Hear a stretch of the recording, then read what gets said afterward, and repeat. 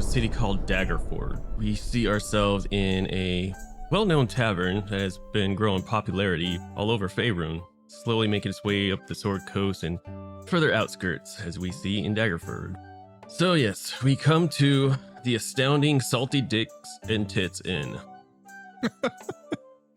Inside we see a rather robust looking group of characters. Come skirting across, you see a short dwarvish character, long white beard, definitely in his older years, running around, yelling at everybody, telling them to, sweep, clean, move faster, work harder, and all this. To the corner, we see, kind of lounging in a chair, Fifi. Would you like to describe your character? Fifi is a 6-foot-tall elf, fighter elf, with long dark hair, piercing green eyes, strapped with a katana, ready for stew. Ready for stew. As you're just chilling by the chair, this dwarf by the name of Enkel Thorkhawk. Enkel runs up to you.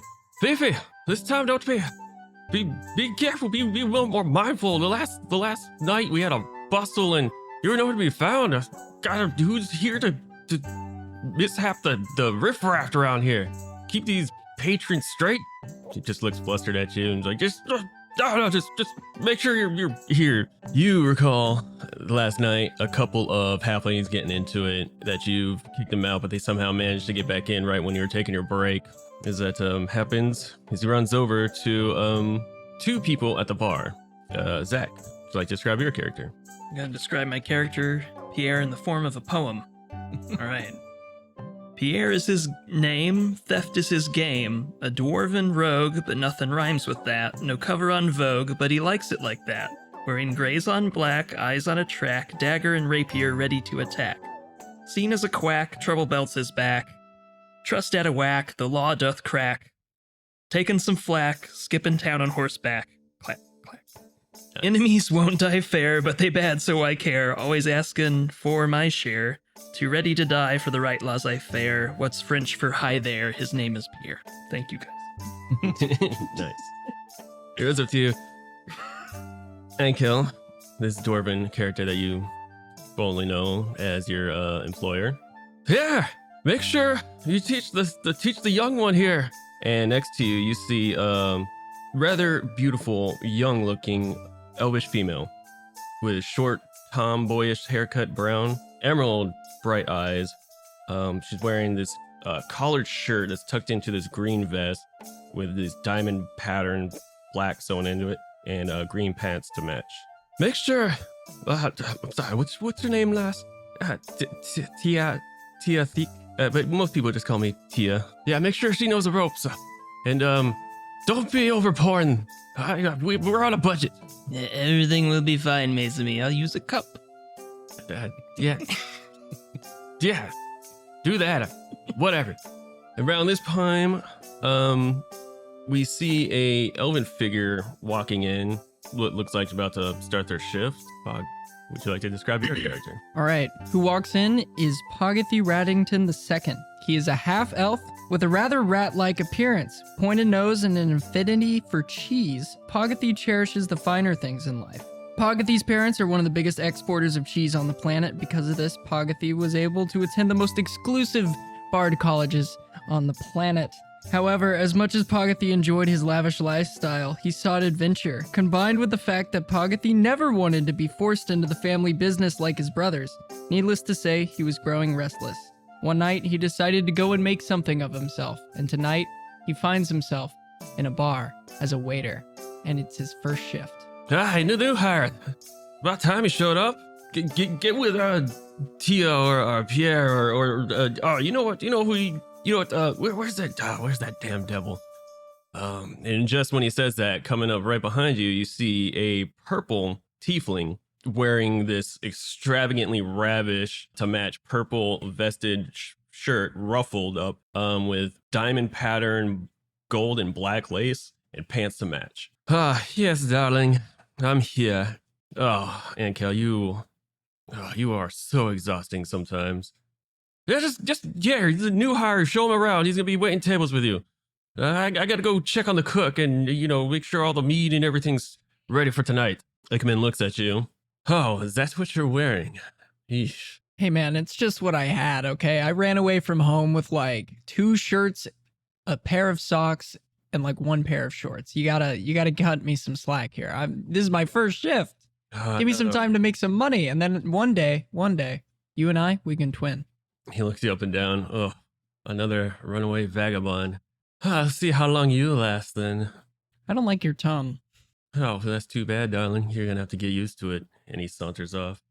I'm gonna follow him wherever he goes. He is my trainer after all. Yeah, you guys make your way kind of to the back area where you kind of prep up some of the food stuffs and, probably roll silverware or whatever they did back in that day.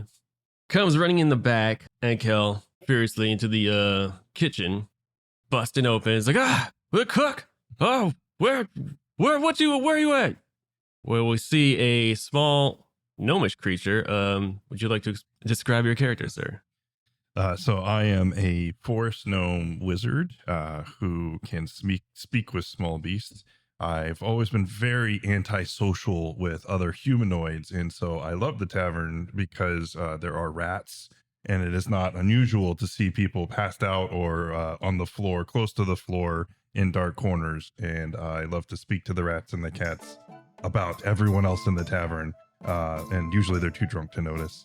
I'm especially interested in my friend over here because he has a slight appearance of some of my best friends in life, which are rats and feline characters. And I'm really, as he walks in the room, taken aback with maybe this is someone who I can actually have a human relationship with, as they don't make me feel so awkward. What's the character's name? The character's name is Russell Berry Dust. Yeah, sometimes when I'm happy, I do the Russell Hustle. God. Hi! Is you got everything prepared for the night? I will... yes, sir. I'm just putting the finishing touches on this dish, and then I will cast the cantrip Firebolt on the nearest item of food. Ankel looks at you. He's like, you know what? Do what you do. Just make sure everything is properly cooked. I don't want like our last cook who burnt everything and then froze everything and then just out of control. I thought these mage types were supposed to be good at cooking.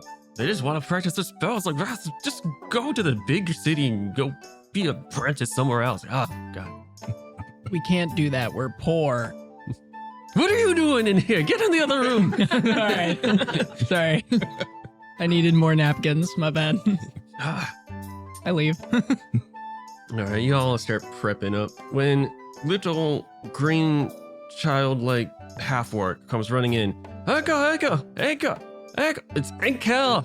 Ankel, not Uncle. Oh, sorry, I found this letter. Give me that. It's got the seal of the king. He rips it open, glances over, looks around like, hi, everybody, front center! Now, meeting, middle of the hall. I sprint over and I stand at the ready like a soldier. I shove one of my rat friends into my pocket and Russell hustle over. Pierre's gonna shush Tina over to where everybody's gathering. Tia, but yeah, that's all right. She walks over. Fifi? Fee follows. Y'all sitting around. There's like a couple patrons sitting, just probably drinking like 2-3. It's still relatively early in the midday. Hakel looks at you all. This is exciting news. We just got there's a festival happening in 3 days, and the king wishes to hold a grandeur festival in the nearest taverns. And apparently there's gonna be people coming, and they're gonna be like checking out the place, all the places, all from Daggerford. But we gotta make this prime. This is our chance to really show the lords, dames that we are a damn good place to have some mead and some ale and whatever the hell it is we sell back there. I don't know. I don't do the ledger. You own the place. I don't have time for these. I gotta count my gold. Over, you see, Ikmon, the tiefling. Oh God, I have to do everything around here. Shaking his head. So yeah, everything needs to be tip top shape. We only got 3 days. I say to this day we scrub everything head to toe. This place gotta look shiny as gold. I mean, it's gotta be fit for a king, obviously. We gotta make the people around here. They want to come here. They good. He looks at the 3 people in the place. We're just kind of just glancing over and then not really paying attention, but kind of can't not pay attention because it's literally just a circle of you in the middle of the fucking tavern. All right, so if any of you got some ideas, I'll be in my office. I gotta start making preparations. But focus, and get some good. We need to find a draw. You play instruments, right? He looks at you, Poggeth. Yes, I do. Said I on your do. resume a lot. You wrote that down quite a bit. You know, and a lot of cheese. I can play an instrument. Let me just figure out which one it is. Okay. All right. Well, let me tell you, sir. Not only do I play one instrument, I play 3, and I just so happen to have all 3. I have the drum, the flute, and the lute. What do you want? Do you want drums to inspire people? Do you want the flute to feel people entranced? Honestly, I don't want you playing at all, to be honest. I want you to go Okay, find well a then band why for did us. you ask? Well, I'm a musician. You came here. They were like, surely you got to know friends that play music. All right. Oh, well, so you want to use me it to hire cheap labor? pays all the same. He glances back. Help the lad while you're at it too. I'll be in my room. Everybody go tip top and scuttle, whatever break. And he runs upstairs into a room that you surmise is where he does his business. All right.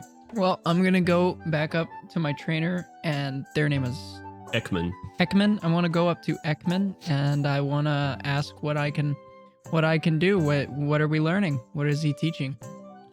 Ah, darling, it's all about charisma and talking to people, honestly. Here, probably familiarize yourself with the menu. And he hands you a crudely folded up menu. It looks pretty staunch. I want to use every fiber of my being to try and memorize this menu, so that way I can still hand folks their menus, but I know it. So if they have a question, I got it in my head. So Give me an intelligence check. okay, 15 plus 0, 15. Yeah, you memorize it front and back. So yes, I usually just, well, here, he walks over to like a dwarf in there. Hi, darling, can I get you anything? We've got some of the world's best mead in town. Drinking the ale's fine. Okay, well, whatever, just let us know. And he walks off, clearly doesn't really care. Fair.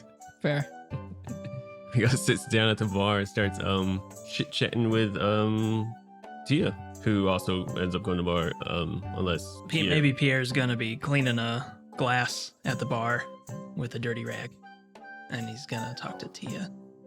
Is it Tia, right? Tia, yes. Okay, Tia. all right. Tia, you me. You gotta smile. That's the biggest thing with bartending. You gotta be really inclusive, and some topics of conversation are safer than others. Just talk about pets. That's a good conversation starter. Interesting. Oh, I didn't get a whole lot much. I don't. I've been around, but it's travel force. Going from a small village until finally we here at Taggerville, and she's talking to you, and she's trying to mimic scrubbing the cup and dropping it here and there. It's like, oh, and then turns around and ends up knocking over some more cups.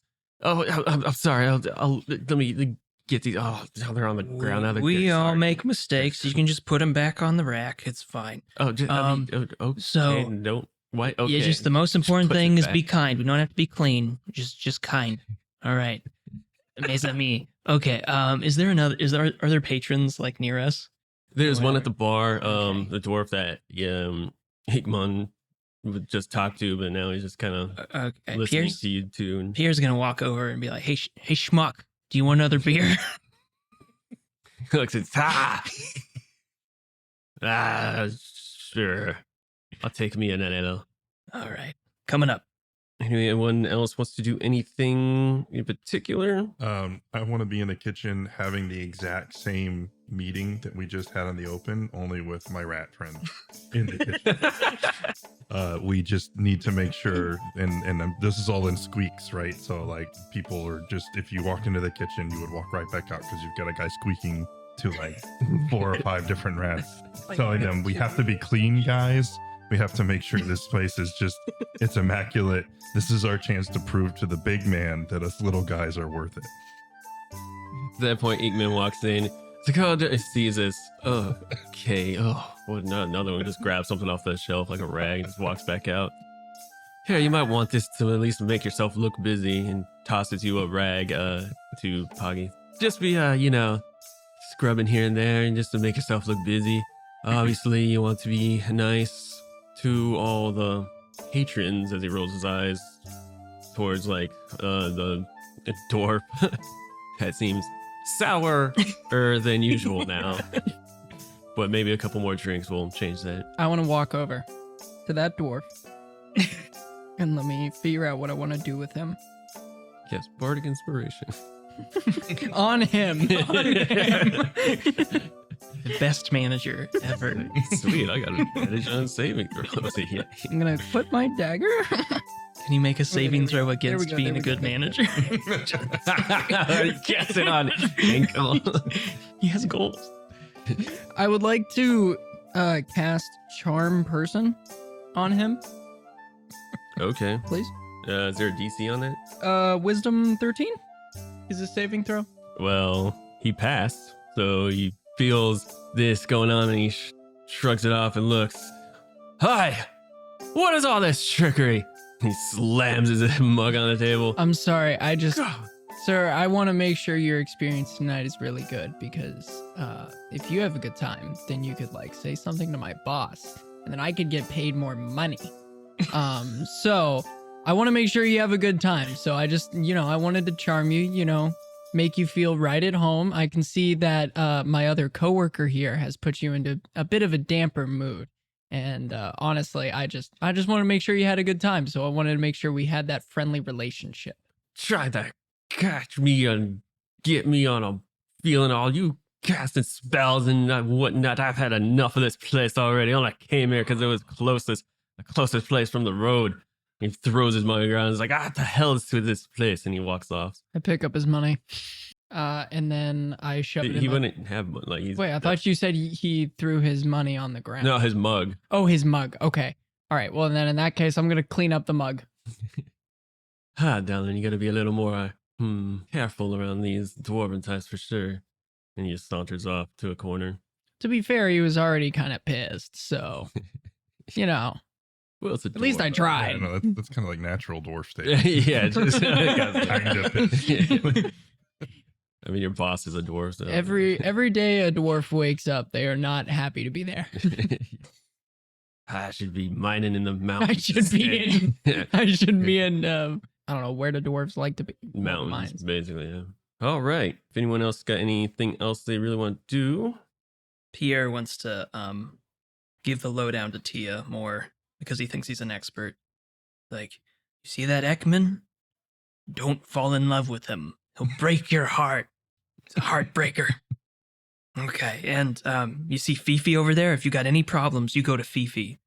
Okay, she's the bodyguard, but don't get in between her and her stew. Okay, all right. You'll be fine, Tia. Don't worry. If anybody throws a mug, it'll probably be at the waiters. You're okay. okay. Thank you. I hope to not see a whole lot of as they say in our hometown, action like that. But I'm excited to see something at all. To be honest, I'm really glad to be working here. Place seems really nice, and you people seem really nice, and I can't. And she drops some more silverware and stuff. Like, oh, sorry. I'll clean this. Or wait, no. Doesn't matter. It's clean. It just matters. What was it? Just smile and be kind. Smile and be kind. Inclusive. Hey, you're already smiling. You got this down. You're a natural, kid. And Tia's probably older than Pierre. Speaking of Fifi and and such. Pagati wants to walk over to Fifi. We're already open, yeah, but like has the main like rush, like dinner rush, has that come by yet, or No, it's I would say it's about lunch time-ish, or like maybe just past lunch. okay, but we're prepping Yeah, prepping for overall. Okay. In that case, I wanna fill up 2 mugs of with some mead, and I want to saunter over to Fifi. I want to pass her a mug, and I go, "You got to be ready for tonight. I heard that when night hits, that this place gets a little crazy. So you need to be on your toes, and you need to be ready." So I pass her a mug. Fifi scowls a bit, but accepts the drink. I just want you to be on your toes, and then I pat her. Is Fifi wearing any armor or anything? No, she's just wearing like a leather vest with some leather pants. Just pretty All right, casual. Pagati wants to like give her a friendly like smack on like the ab region And as he says this, and he feels the rock hard abs, and he immediately realizes that he should stop playfully punching this very angry person. Fifi wants to know who told you it gets crazy at night. Honestly, I was just trying to make conversation. You're very strong, and you've been very, helpful so far, and I want to keep you around. So I, thought I'd bring up some conversation and bring you some mead. I know If you want to like be mead. helpful, bring me stew. Not I want to walk to the kitchen, and I want to talk to the cook really quick. Yes, I would like to walk to the kitchen and talk to the cook. All right, you make your way to the kitchen. You open the door. You see this gnomish character, who probably, unless you're still talking to rats, No. We're preparing the never-ending bowl of stew that literally has never stopped cooking since I started working here. Consistent flavor. Yes. And he's quite old, right? So he's been here a while. Yeah. So Russell perks up at his new friend who has walked into the kitchen area. What can I do for you? I'm sorry, you say new friend? We haven't even spoke before. Okay. Pagati walks in and he sees this very cheerful cook, which is new for short creatures because he always tends to find them to be very angry off bat. But he sees this kindness and he meets this kindness with kindness. He puts out his 2 dwarves, and every short creature is an angry. Listen. He's gonna extend his hand of friendship to the. He is a dwarf. Is he a dwarf? No, I'm a gnome. Oh no! Even Even smaller. I'm gonna crouch down and extend out my hand, and I'm gonna shake the hand of this gnome, and I'm gonna go, "Sir, I have a very strong bouncer outside who needs that stew like stat. What kind of ETA can we get on this?" Oh, I have a bowl right over here. But I don't stop shaking his hand. I just I Is the bowl out of arm's reach? It is. And so I still holding his hand, walk towards the bowl and walk him holding hands to the bowl. But it's the pot where the stew is cooking. There are no actual bowls here. But there are some in the queue to be washed. Okay. How about you sniff one of those with your amazing nose and tell me if one of those smells like wonderful cheese. Oh my god. All right. Rat Boy goes over to the bowls and he takes a whiff, and I would assume this is a roll for perception, so I want to perceive if I smell any distinct cheeses. I got a nat 20. I'm smelling something. Pagati is in a kitchen. You know what he's looking for. You find oddly 3 plates that are 2 plates in a bowl that oddly smell of cheese. Strongly of cheese.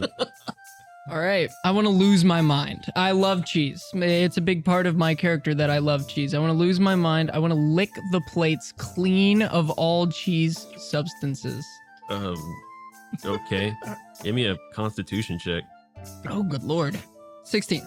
Yeah, no, you licked all the bowl, the 2 plates on the bowl clean. Now they just got your tongue saliva on them. I look to the cook and I go, there was cheese. There was. with extra wide eyes, Russell slowly takes one of the clean bowls and bows thank you, but silently, and then dips it into the stew and hands it. FDA approved. Awesome. So I have this bowl of stew now. Yes. Awesome. All right. I wanna slowly back away from the gnome Just waving it. until I assume there's like a revolving door. It's Like saloon doors? Yeah, like saloon doors.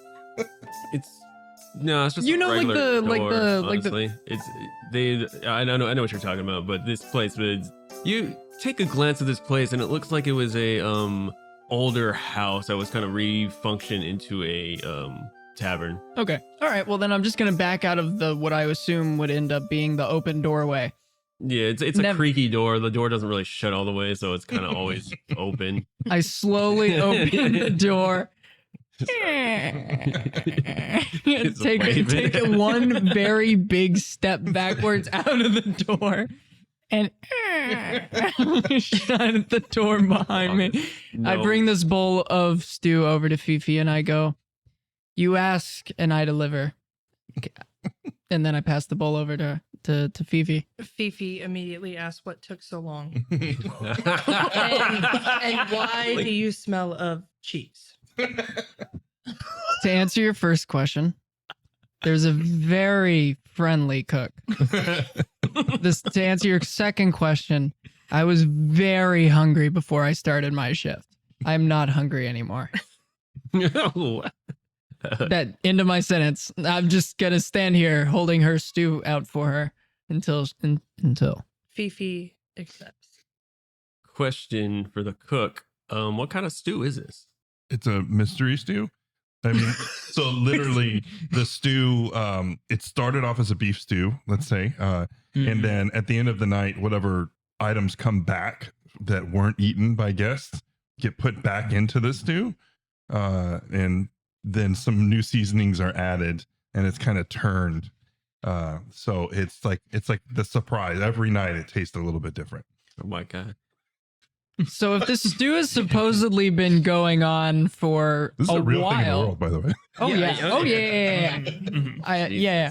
But if this stew has supposedly been going on since you started working here and it's a never-ending stew, Yep. that means it started as a beef stew like 30 years ago. All right, so I have no idea what this tastes like. Well, Awesome. there's definitely some cheese in there. I mean, Well, evidently enough, there was. So funny thing is, I do have a menu made up. I was supposed to print it out, but he never. do you have a stew on the menu? I got several stews. Okay. There is now. Yeah, there isn't. Yeah. Hit me with a couple stews. Chefs add stuff to menus all the time. Yeah. It's my twist on. I mean, I want to say ratatouille, but that would just be too literally- off. Like, Ratatouille.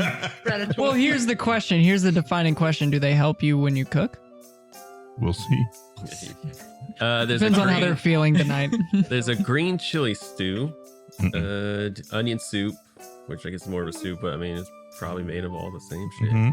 As long as it's liquid, I think Fifi will be fine. Mushroom stew with cornbread, Mhm. beef stew and sourdough. Mhm. Let's go beef stew Bread. and sourdough. I Okay. think. This Yeah. bread bowl. There's I mean there's a bunch. I did write one on behalf of Fifi called Fifi's Furious Stew. What's in the furious stew? It started out as a beef stew. It's funny, well, it does have beef. Fifi's furious stew is the regular stew with one added ingredient, which Fury. is like, it's literally a bottle labeled Fury, and no one really knows what Yeah. is inside of it. It Mm. smells a little bit like liquor, but also like hot peppers. That's actually perfect. Fireball. Also, for the meats, it has rabbit, beef, and roast, which Oh, is yeah, under yeah. Dakara. Yeah, so all these veggies. things, like they started as And red dishes. They started as regular dishes, and all of the meats are chunks for leftover from like other people's things. And then when you add the fury to the stew, it completely erases the recycled taste. So we believe. There you go. So we've been told by our satisfied customers. Which stew is this? Your stew, Fifi's Fury stew. It's the star What- item. It's on the your menu. patented stew. The cook made it fresh for you. Eat it. Where's my bread? We do have. Everyone knows bread with stew. Pagathi is going to gulp, and he has a deciding moment whether or not he is going to go back into the kitchen with a very friendly gnome to get Fifi bread. Fifi, I feel like the gnome would love to meet you as well. Why? I know Russ. No. I know Russ. No. He makes my stew. He makes. I don't think that's any. You should thank him for how delicious the stew is, I thank him by and get your bread. Look, rat boy. If you don't want to bring me my bread, then take your stinking stew and get out of my corner. I grab the bowl of stew, and I walk over to the bar, and I eat the stew. Damn it. But I sit at the bar, but I turn my stool all the way around so I can just stare at Fifi while I eat it. I eat the stew. That is going to be the end of my Well, doing that anything. stew actually doesn't taste bad for all that's in it and all that you. I get the feeling he made this batch with love. All right. Sometimes pass. A couple people come and go. And it's right before the whole dinner rush comes. Ankle comes running down. Hi, another meeting, real quick. I figured it out. I figured it all out. Our boss is a conspiracy theorist. Sick. Presume you all make your way to the center again. Hi. All right. So I've done some thinking, and I sent some parchment out to some of the other patrons around here to see kind of I got space here and there. And you see a little bird flutter out. I got something with a note attached to it. I've got some ways for us to get some more patrons in here, and I really want you all to double down on some work. And for this night, since we need most of the staff here, we'll just go through this night. But maybe perhaps one or two of you might venture out either tonight or in the morning. There's an extra silver piece for it. Pagathi's hand immediately shoots into the air. Not with him. Pierre's down. Aye. Okay. Well, here, and he hands you a paper. Which we'll get to the details of that later. For now, just make sure the restaurant runs smoothly. Who's staying behind? Because 3 of us volunteered. I have to watch the stew. Obviously, the cook The stays. stew has never. If the cook's gone, never the not bar stewed. can't. 24/7. It is consistently stewing. He's gotta be. Does he sleep? No. He's on like his 5th 5-hour energy. There's like a little This hay hour. stack in the corner of the kitchen where you might go and take a nap or He just waits for the sun to rise. just There's a series of small white lines in the freezer. And every now and then the gnome goes in there and one of those white powdery lines leaves. So he can manage the stew. a potion of speed. First, foremost, he hands you a stack of papers, and you see that they're flyers for the Salty Dick&Tits. On it, there's a letter, and he's basically just has a bunch of tasks for you guys to kind of help revel and rabble some new clients into the place, like you do with any restaurant, I suppose. Cool. There's a special note on it that says, "Get the rat boy to find a band and start performing nights." I would again like to insist that I can play music. You yourself mentioned that was a big part of my resume, which means you know that I can play music. Let me play the music. We'll see about that. Well, get back to what you guys are doing. And then he runs off. On that list, there's a couple things of buying new decor, passing out flyers, obviously. On there is a very odd list about a certain other rival tavern, which you happen to have possibly seen. Well, Russ and Fifi would know, and maybe Pierre, yeah, it's been here a while, would know about their opposing rival tavern that's literally 2 shops over. I'm assuming we've competed in like a stew off, where like a chili cook off, where we bring our Fifi's famous Fury stew to compete with whatever this other tavern is. Indeed. Yep. You all would know that tavern is called the Sour Balls and Puss. Are you sure they're rivals and not sister locations? Like, No, that's why we hate it. Is the puss is the cats, right? It's like There left are and cats right there that are Twix. trying to There eat you my rat go. friends. Hey, I thought long and hard about They're this name. they're powered mostly via mice, snakes. All right. And there's a list of basically do whatever you can to maybe steal some of their customers, maybe infiltrate, see why people are going there and not here type stuff. All right. So yeah, the night goes on and more people start to come. Short little green half orc runs to the back of the kitchen. Oh, sorry, I'm late. Let me get the dishes, and he starts scrubbing the dishes finally, even though it's like nighttime now. He should have been doing Shows that. up 7 hours into his 8-hour shift. Yeah.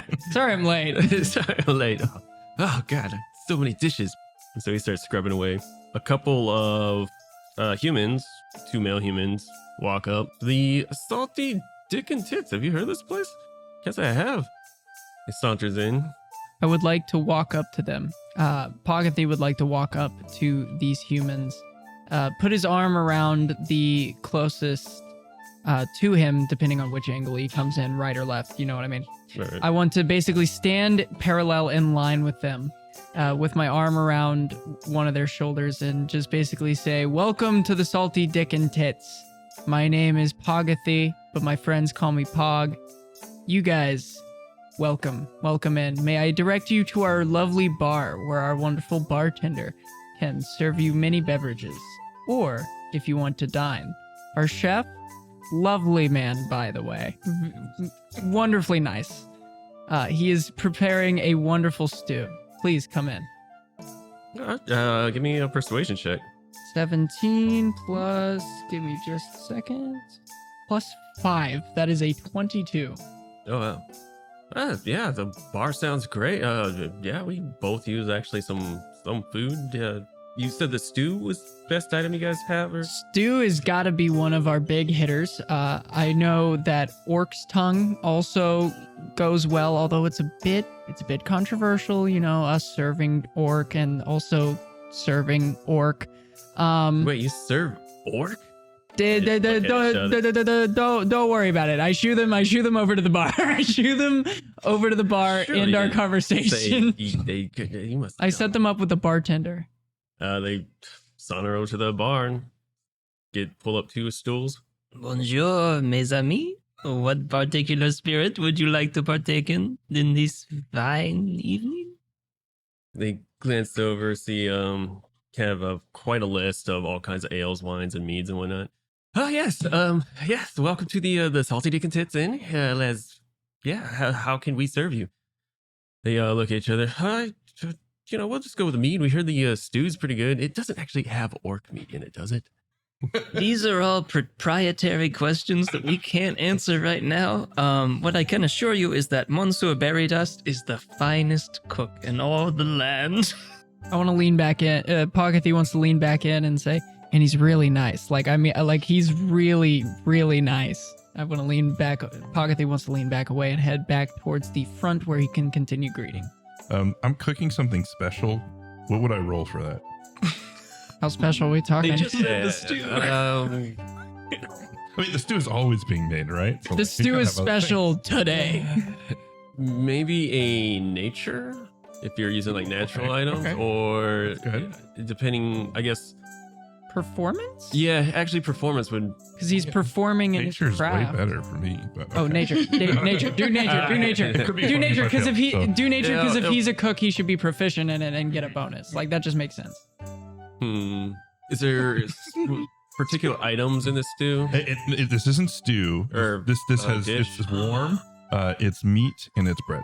Philly. Okay. I mean, I could just say what it is, or I can try to make it, and if it fails, Yeah. We'll find out what it becomes. It might change the role. okay. Because if I was thinking nature, because like you maybe you're using some sort of exotic items. No, no, just meat and bread. All right. Performance. then. Performance. All right. 16. All right. All right. What did you make? Well, let's wait and see. What are they ordering? So we now have the stew special and the special The special. chef special. The chef special. They look at each other, shrug. You know what? I'll try the stew. The other guy. Sure. I'll try the the special. Whatever special. The special special. The special Mhm. special. All right. So I got a big bowl of stew, and then I plate 2 rolls and a sausage that is slightly salty. The dish is the tavern's namesake, the Salty Dick&Tits, with a little bit of gravy. Just a little. Cream gravy, I assume. Yes. Yeah, all right. Of course. Yeah. Okay. And apparently it was made well, right? So okay, they're round, right? And Nice round shape. Rolls. round rolls Bread rolls. with Are they A nice topped with like a sausage. Hershey's Kiss type chocolate? Maybe a pink Skittle. it's a pink cube, yes, that would be shoved in there for flavor. Yeah, All right. slightly sweet, definitely salty. You present these plate to them. Yeah, hey guys, here are your meals. Right here, I got the stew for you, and I pass it off to the guy that bought the stew, and then I pass the Dick and Tit meal to the Dick and Tit meal enjoyer. And I want to see their reactions. The one they're eating the stew, who looks up is like, I don't know, it seems a little salty for my taste. Is that supposed to be part of the name? I don't know, mate. Yeah, can I get something else actually? And he pushes the bowl away. It's too much sodium, and I'm on a kind of diet-ish. He just No. Trust me. starts sipping his. It's worth. I'm getting in his face, like I'm leaning in front of him, and I'm saying, "Listen, no, it's delicious, really. It's worth the salt. I know you're on a diet. You look great, might I add, but it's worth it. Trust me." And then I push the dish back towards him. Can Pierre reach over the bar and try to grab Pogothy? Here. That's what can do. Okay. He's gonna reach over to Pogothy and grab his shirt and just be like, "What are you doing?" I want to lean back over into his ear and I want to go, "I'm trying to serve the customer a delicious meal from our very nice cook." People have different tastes, okay? We don't have to force. And he's about to taste the Salty Dick and Tit meal. It's too on the nose. Just let it go, please. So we have good tips, and then I just release him and put him back. I want to brush. Pogothy would like to brush himself smooth and clean. Why do you smell like cheese? Reset. He wants to brush himself smooth and clean and unwrinkle his shirt, and he wants to lean back towards the person he was convincing to eat and say, "Sorry about that. He's a bit nervous." And I pass the dish back in front of him and say, "Please, just give it a try." Roll me a persuasion. +5, 15. Who looks at you? I suppose. No charge. Oh, well, okay.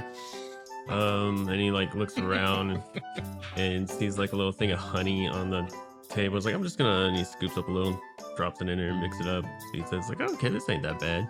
I just want to clarify. No charge if you try it, don't like it, and then we swap you out for another dish. You're still paying in the end. I just want to make that very clear. You're still paying for food. It's just if you try this, don't like it, and then we swap you out with something, you're still paying for that dish. That's what I mean by no charge. Just try it. Just try it. Trust me. Can I see him drop the honey in the stew? Or Give me a perception check. 21, yeah. You can see through a little window behind the bar to the side. You look up right when that happens, and you see him drop honey into the stew. I smash through the door, irate, and I cast firebolts at the stew to get it out of his hands because Oh, I guess that would be more prestidigitation. The stew or the salty dick and tit? The That stew. is He's fine. ruined the stew. The salty dick and tits are great. Okay, all right. Like that guy, I don't even know. Yeah, that guy is Yeah, he's actually fine. fully enjoying Okay. the salty dick. Oh, is he really? He Yeah. didn't like it? Or He's probably like trying to figure out how to attack Yeah, it. what the fuck You is know, wrong like, with my you buddy? go- I was like, wow, this is actually a really Yeah. made dish. So what do you think? Is this prestidigitation or firebolt? Fireball Firebolt. is going to require an attack roll. On the Oh. stew, right? Not on him.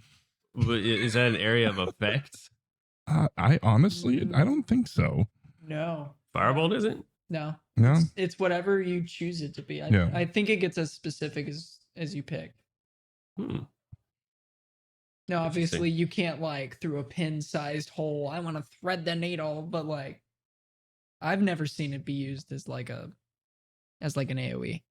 I've seen it be combined with like spilling grease or something and then setting that on fire that way, but not like a area of effect, cover the ground in lava kind of thing. You hurl a modifier at a creature or object within range. Make a ranged spell attack against the target. On a hit, the target takes 1d10 fire damage. A flammable object hit by this spell ignites if it isn't being worn or carried. Keep in mind, we don't know what's in this stew. It could be liquor.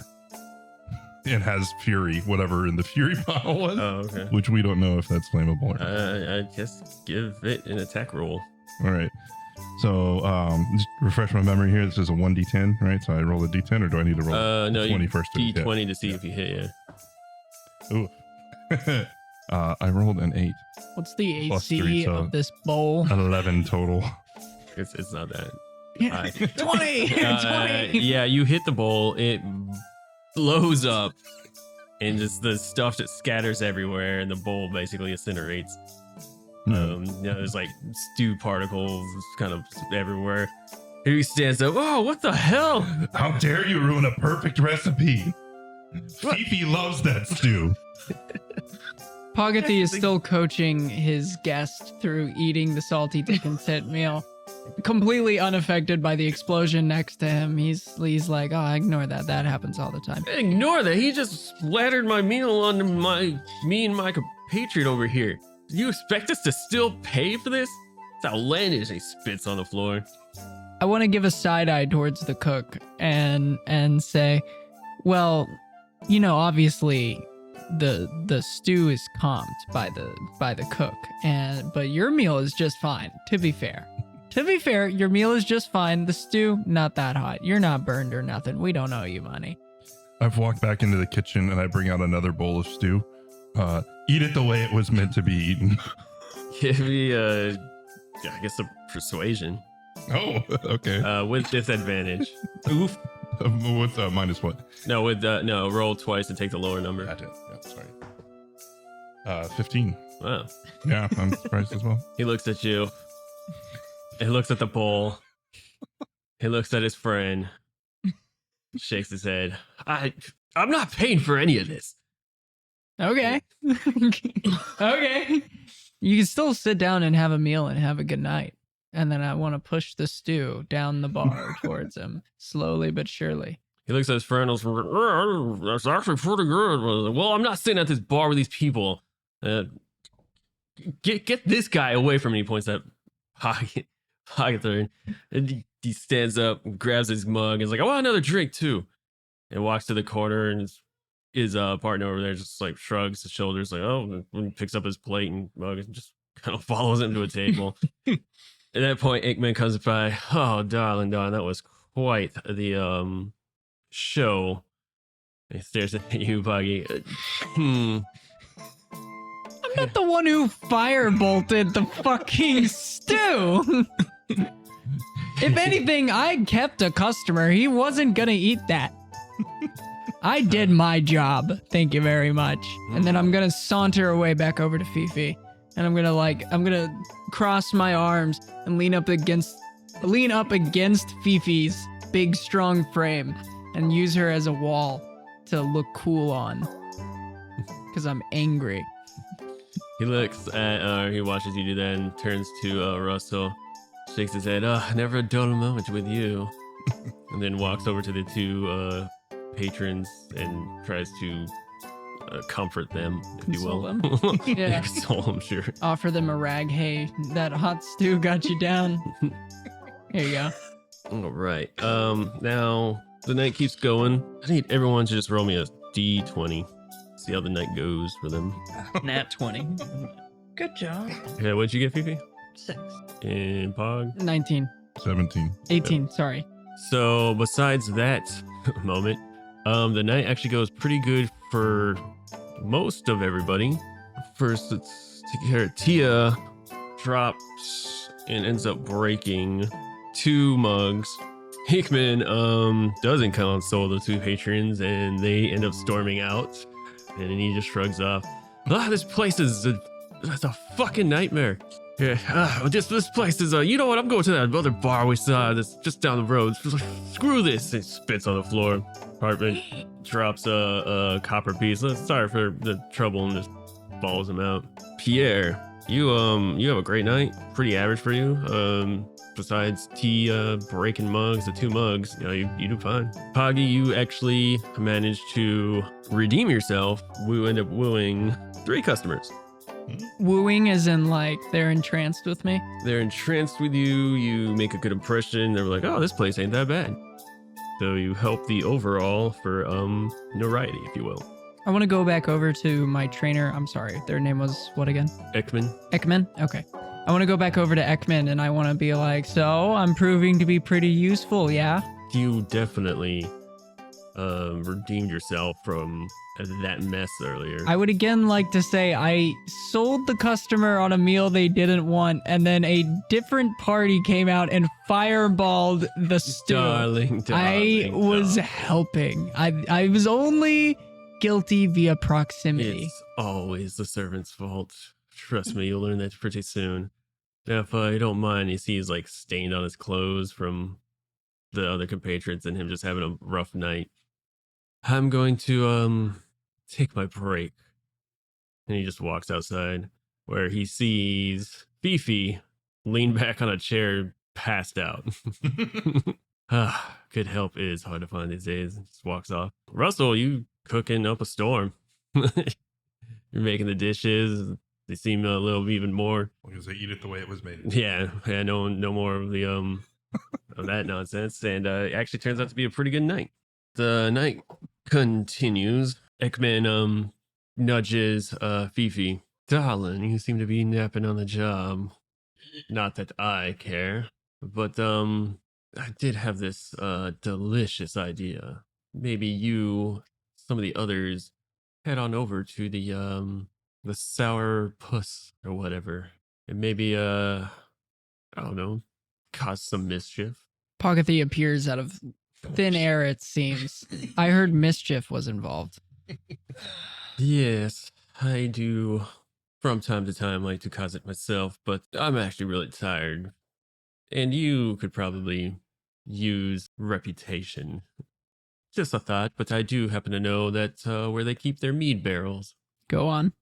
In the back, outside, behind the sourpuss, there is a storage facility racked to the center. Every night I see the keeper.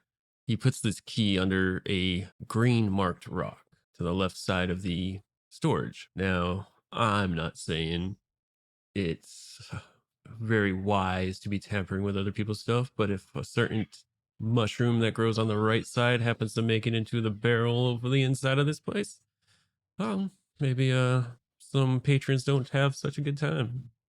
Amen. So we're tainting the meat, not Oh. taking the meat. Well, that's just theft. Which, I mean, you can do what you do, but I'm just... Honestly, if we put some honey into some of the stew close enough to the barrels, I think our handy chef here will handle the rest. I don't think he quite cares about other people's stew. No, Or our barrels of stew. meat. We carry a thing of our stew all the way over to this storage Oh, area. that Set it would be right next to the bottles of delicious. alcohol, and then put honey in it and sick our chef on it. I mean, whatever. Like I said, I'm pretty exhausted. I'm gonna make my way to the bar, get me a drink while things settle down. Yeah, y'all have fun with that. And he walks into the bar. So is this with the three of us, the four of us, who all heard this talk? Right now, just you and Fifi.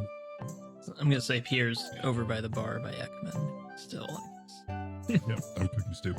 Pogothy wants to walk over to the. Well, I guess the bartender and the cook have to stay. Like that's like, if they're not there, the business doesn't function. The stew doesn't get cooked for one, and frankly, that's a crime in of itself. Pogothy looks over at Fifi. So, I'm thinking we go and we taint this mead. What do you say? Fifi finishes her mead before she answers correctly. helps her wake up. Yeah, she did just wake up. At the bar, Ekman comes up to you, Pierre. I think some of the others might be joining in some mischief. He looks at you. Oh, Monsieur Ekman, I don't know much about mischief. I don't know about that. Let's see, the festival is 3 days away, almost 2 days away. This If we place do, is going to be busy if we actually do win. Can you think of that? Oh, well, it's so like many people. I worry with mischief that there might be retaliation on some other night. So maybe we should wait until just before the festival before we do all these terrible things. It might be a good idea. Pogothy is currently going over a blueprint map of the property. All right, so we enter here. We're gonna lift the rock here. Ekman, did you tell other people about these mischievous ideas? Oh, Are you starting this? maybe. I do like to stir a little fun. But it's all up to you. Okay. Pierre's gonna look over at Tia, just be like, Tia, you watch the bar, and then he's gonna walk over to where Pog and Fifi are. Sup, bro?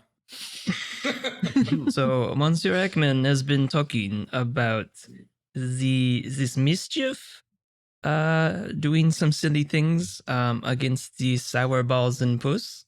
Yeah, we're gonna go poison some mead. Okay. I think we should do this just before the festival, or maybe the day before the festival, so they don't have much time to recover or retaliate. What do you think? I see what you're saying, and it's in one ear and out the other. I want to go taint some mead. Pogothy makes his way Tonight? towards the door. He's not out the Okay. door, but he starts making his way there. Pierre's gonna try to convince Pogothy for patience. He's like, the best mischief is well planned. Okay, can Pierre try to convince Pogothy? It's up to Pogothy. Yeah, Pogothy wants to resist it, but like, I don't know what would he have to roll for persuasion? I mean, I guess you two can. I guess we could both roll persuasion, and whoever gets higher. Yeah, you could do that. Or you just keep going. Yeah, Literally, you. honestly, yeah. Pogothy is going to be persuaded. He's going to be begrudgingly persuaded to choose patience. He's going to, fine, whatever you say, bartender boy. And he pats his shoulder and he nudges him towards the, back towards the bar. And Pogothy is going to, pull out a napkin and start washing a table. Okay. While this is going on, Ekman makes his way into the kitchen. Hi, Russell. How goes it in? He looks around here. Well, my dish was a smashing success. The new one that I made up today, the Salty Dick&Tit, and the stew is as fresh as ever. You just go ahead and stick your finger in there and take a look if you don't believe me. I've had my fair share of stew for today. Thank you. I think the others may or may not be going in some mischief on, account of Enkel's orders, if you will. And I was thinking maybe you might be interested in maybe meeting acquaintance with the other cook, maybe gathering some information as to what he's doing so we can probably use it against them or something. I mean, I could totally look after the stew and the other food, and the night is getting kind of down there. Most of the patrons are gone. I think I can, hold the fort, as they say here. You know what? I could always use good recipes. Sure, why not? That's the spirits. Well, I mean, Let me just take my rat friend here with me so that I can have somebody transcribe it later. All He right. looks at you oddly. It's like, right. Well, have fun with that, I suppose. All right. He turns the heat up on the stew and then puts a sign on that says "Don't touch" on all of anything around the stew, the spoons, the forks, other meat, the stew itself, everything. And it's just like Post-it notes essentially, like across the whole kitchen. All right. Don't touch. I'll be right back. Yes. Godspeed and all that. And he walks out the door. Alrighty. I guess you all see Russell walking out the door.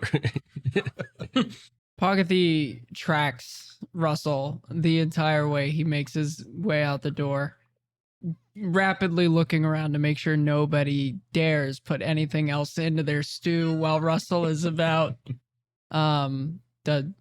Does Pogathy see anybody putting anything into their stew, or are they all just Into what? Oh, the patrons of the patrons? restaurant that have ordered the stew? Is anybody messing with it, or are they all just eating it as is? Most of them are just eating as is. All right, good. Pogathy is satiated. He is going about his business, waiting. All right. So you're manning bar. You're just. I'm just watching him and doing my job. All right. Fifi, are you like actually gonna leave to go to the? Okay. I'm So out. he's walking out the door to the other. Oh, bar. to go to the other Yeah. bar. I'll tag. Pogathy's gonna tag along. He wants to go.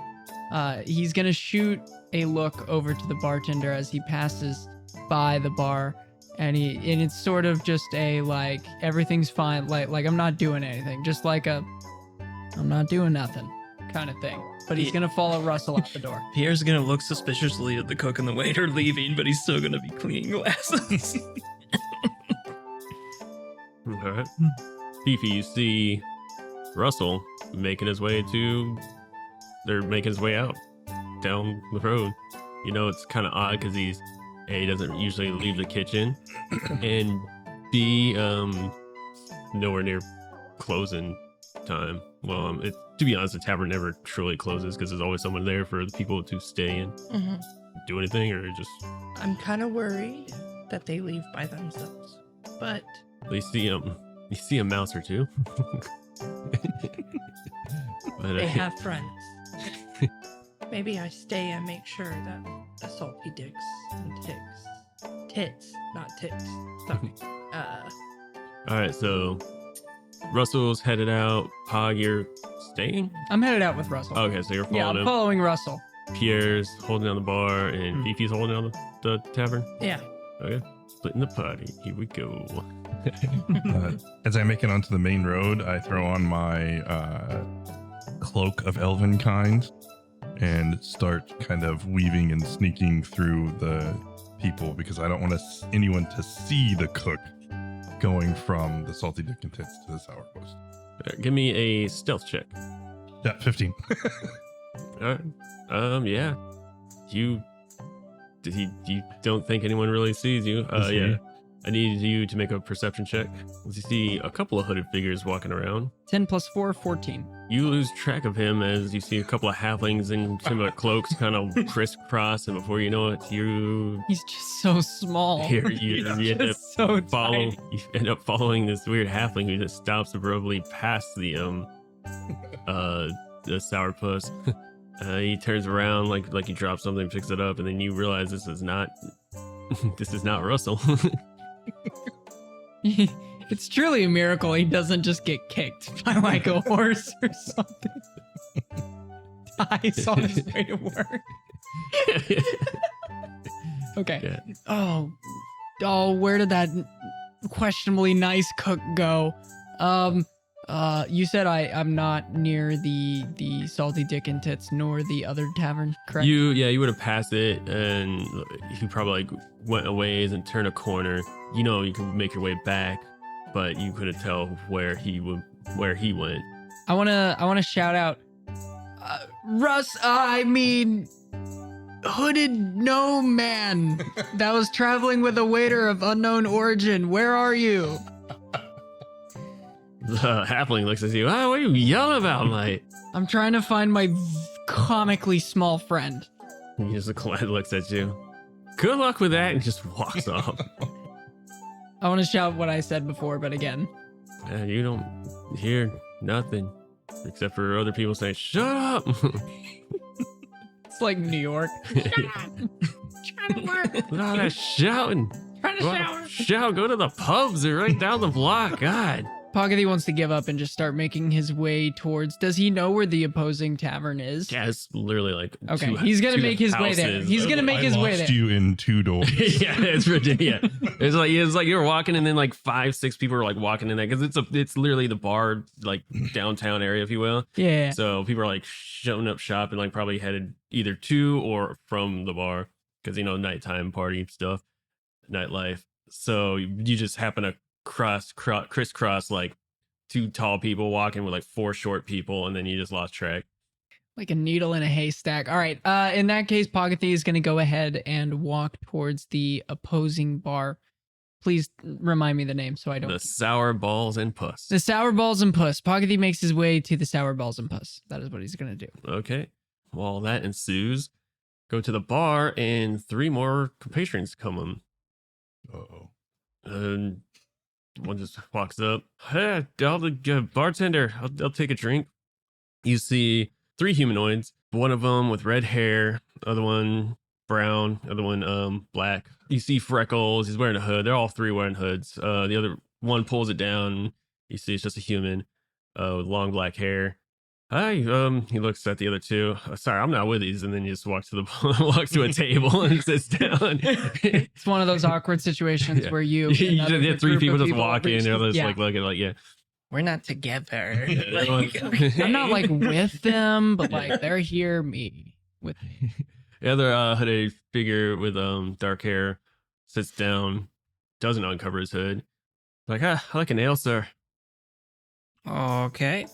Coming right up, Monsieur. And Pierre just kind of like keeps his eyes on the guy as he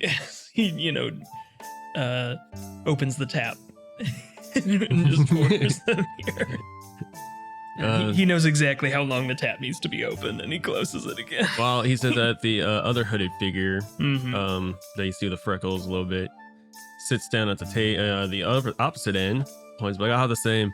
Doesn't make any eye contact, and Tia's like, oh, okay, I got you. Like, okay, that's all night. I got this. Picks up a mug, cracks open, pours a little too much. Feels like, oh, well, sorry. Well, here you go. to the brim, as they say. Hands a mug to this fellow. And grabs it and like sips it and just sits there.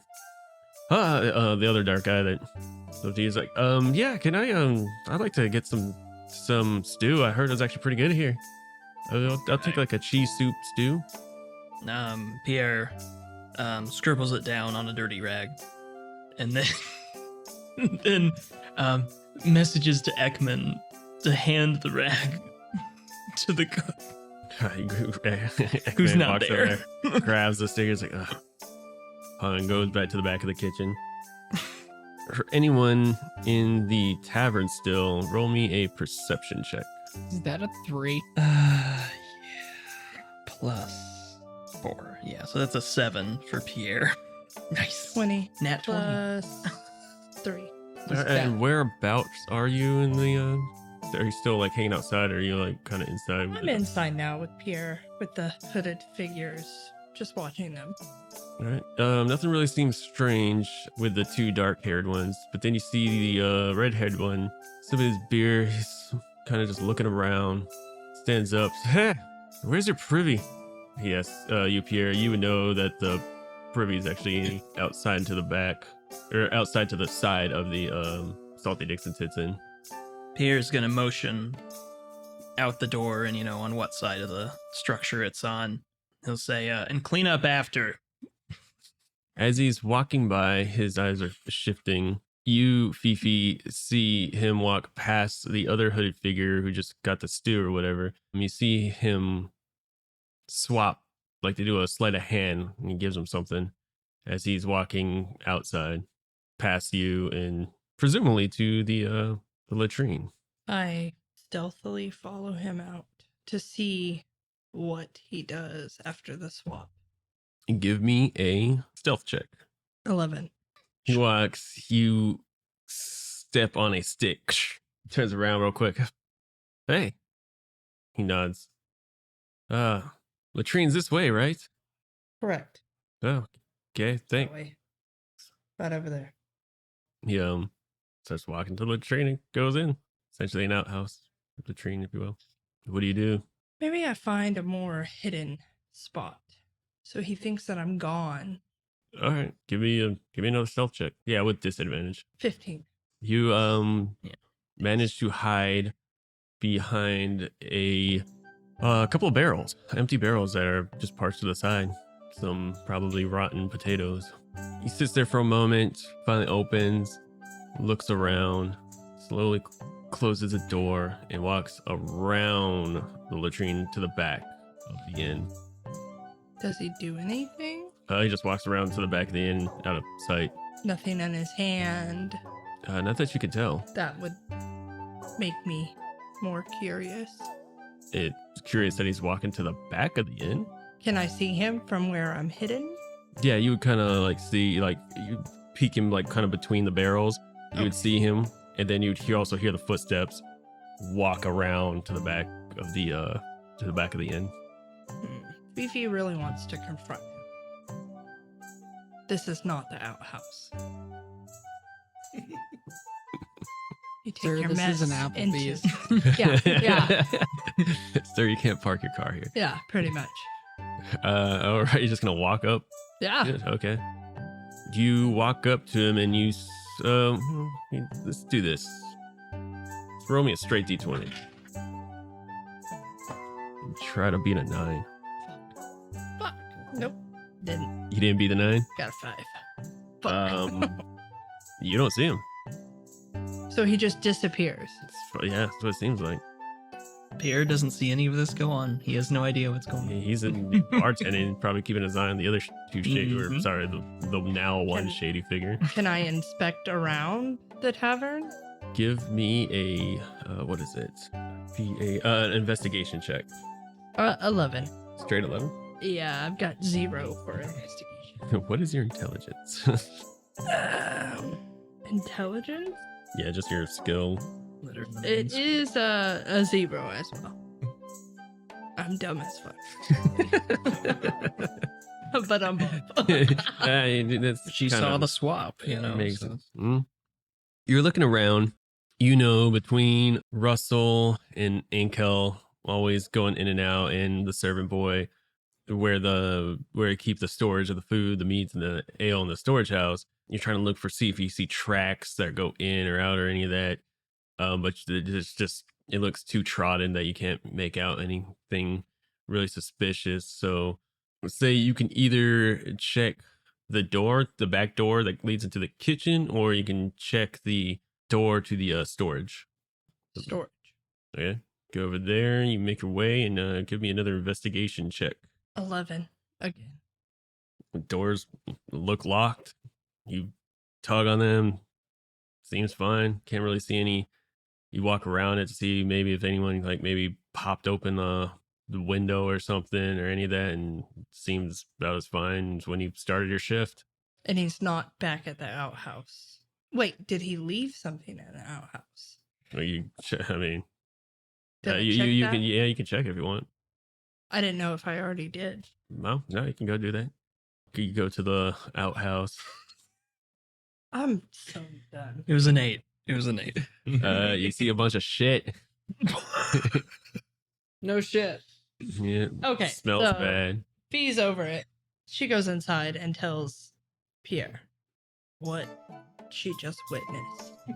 Mm-hmm. Shit in that outhouse. Yeah. Okay. The guy took Well- a spooky ass Well, dookie. she saw the swap, but Pierre didn't know to even look for that. And I don't know which direction the swap was in. Who was giving? like Well, third- she would know. She would tell Right. you. Which at this case, that guy would have left too. He pays his drink. Hmm. It's like, oh, thanks for the meal and everything. I think I'll be heading out now. Mm-hmm. And he leaves. at that point when Phoebe comes up and tells you what she saw. Well, that's okay. Well, you go. Is there another way, like from the bar, like back through the rest of the building to get to the storage room and the But so you're at the bar, right? mhm. So you see how this is lit up? See the right of that bar where it curves or where it L's? Back there is the kitchen, Okay. and that whole area is a kitchen, and there's another door that just leads out to goes to the storage. Okay. So I'm gonna make a plan with Fifi. It's like, okay, well, I'll check one, you check the other, and let's actually go inside these places. And we'll holler if we need each other's help. How about that? You being the barkeep would have the keys to the storage. Okay. So I guess Pierre would go to the storage, and you'd call over to Tia. Be like, Tia, 10 bar again. Oh, of course. Okay. Sorry, I just get so nervous every time you say it. So it is my first day, but I got Remember to smile. smiles. Yeah, Okay. smile. Doesn't matter if it's dirty, just smile. Okay. And so I'll use the key to open up the storage room. All right, you make your way to the storage room and whatnot. You open it up. I guess make me an investigation. Ooh. 6 plus a 1, so that's a 7 investigation. God, man, you guys are real, Right. like trash. We got some nat 20s at the They are beginning. not going to find out shit. Finding out shit. You don't see money. All the barrels, nothing seems to be stolen or anything, or nothing seems to be really misplaced or anything that you could tell. There's still that old barrel collecting dust that no one buys, labeled wine with a question mark etched onto it. But you know about that for a while now. It's always just been there. It's that weird wine he picked up and tried once and no one wanted it, so he just puts it in the corner. It's still collecting dust. There's a nice cobweb and a dead spider on it. Can I check the wine barrel because I'm superstitious about it specifically? The old wine bottle or the Yeah. new one? Okay. The wine barrel or whatever. You go The over- wine question mark barrel. You kick it, and it's just you still seems as full as it was ever. Okay. In fact, you just make like some dust marks like it hasn't been touched in forever, and you kicking it kind of splays a little dust, and now it has a foot mark where you kicked it. Okay. Can I look at just the dust in general in the storage room? Would that tell me anything? That it really, and it's also pretty dark. I assume you take a torch or something. Sure. You can't really tell if anything's been tampered or anything. Okay. Could I look at the back door to the storage room, the other entrance to the storage room, and look at the... Oh no, there's Walkman. only one door in the storage room. There's a door into the kitchen. Oh, okay. All right. Well, then I'll go closer to the kitchen where I know Fifi would be. And I guess that's my examination of the room. You lock up and come back to storage. Fifi, were you checking out the kitchen or something? Yes. Okay, you go into the kitchen while Pierre's doing all this. You go in and you see Ekman. Oh, darling, did you want some more stew? No, Hmm. not right now. Have you seen anything? I haven't seen the faintest. Heard anything? Smelt? I mean, been smelling this, and he points to the cauldron all night for years. Well, keep your eye out. Oh, of course, you'll be the first to know. All right. So Fifi meets back with Pierre to see if he found anything. Pierre's just gonna kind of shrug, and it's like I've been having a great night. I'm not gonna lie, I've been getting high on some of our own supply. It's been really. It was dark in the storage room. I didn't really see that much. Still worry about that wine question mark barrel. I don't know if we're ever gonna really sell that. The mystery hooch. That brings us to Russell. You managed to make your way to the Sourpuss undetected. Saunter in, and the place seems about as busy as the Salty Dick&Tits. Do I see any small animals? Rodents or cats? Give me a perception. No. What'd you roll? A 3. Yeah, surprisingly, you don't see any animals. That's suspicious. I'm gonna make my way to the kitchen. You start Sneakily. walking to the kitchen. Oh, sneakily? Okay. Give me a stealth check. Ooh, okay. All right. I would say with disadvantage, but you got that cloak, so it's just straight. evens out. Yeah. All right. So that's gonna be a 13. 13? Mhm. All right, yeah. You surprisingly make it past everybody. They just don't seem to notice you. I guess you're small and you happen to walk right into the kitchen. By the way, this layout looks exactly like the Salty Dick&Tits. So they're copying us. Or Yes. we're copying them. No. We're the OG. Well, again, you knew that these places were kind of big houses at first. They got Mhm. turned. It's like a suburban development. Yeah. So okay. I guess I peek into the door to the kitchen, see what I can see. You see a human seems to be rustling, bustling, chopping stuff. Like, oh god, it's real busy tonight, even though it's about the same. No rodent assistance. Yeah, this place. No roast. He Okay. seems to be mumbling about taxes being too high. Tired of chopping onions. Doesn't really care about how he's cooking. He's very sloppy, just throwing stuff onto the spit, and he's just kind of bitching and then talking to himself. You catch little like stories. He seems to wish and fawns over some lady he met deeper into the city, and like he missed his chance, and now he's just stuck cooking at this B-rate tavern. Do I smell anything? Like what? Or is there a menu where I can kind of tell what the dishes are? Yeah, there is a Okay. stack of menus on a desk to your left. Okay. So I'll steal one of those. All right, give me a sleight of hand. It's rolling good tonight. Yeah. 15. Yeah, you managed to grab one without him noticing. He still doesn't know that you're in the kitchen at all. Mm-hmm. Are there any precarious, like dangerous elements around him? Like I assume he's chopping things. Is there like a knife close to his fingers that is not? Like, is he chopping horribly or something? Yeah. Like, He's not fast and chopping messy, you with know? he's not chopping with like a esteemed chef's technique or anything. He's just kind of holding and just chopping real quick, like chopping, bitching and scraping, and like he knows how to use a knife. Obviously, he's been doing this for quite some time.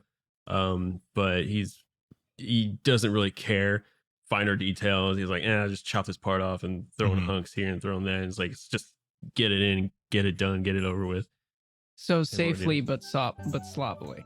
Yeah, he knows what he's doing, but you could tell he really does not care. Are there any open flames near him? I mean, there's the big, hearth or whatever, the stove, cauldron, and the spit with a peg on it. It's just rotating occasionally.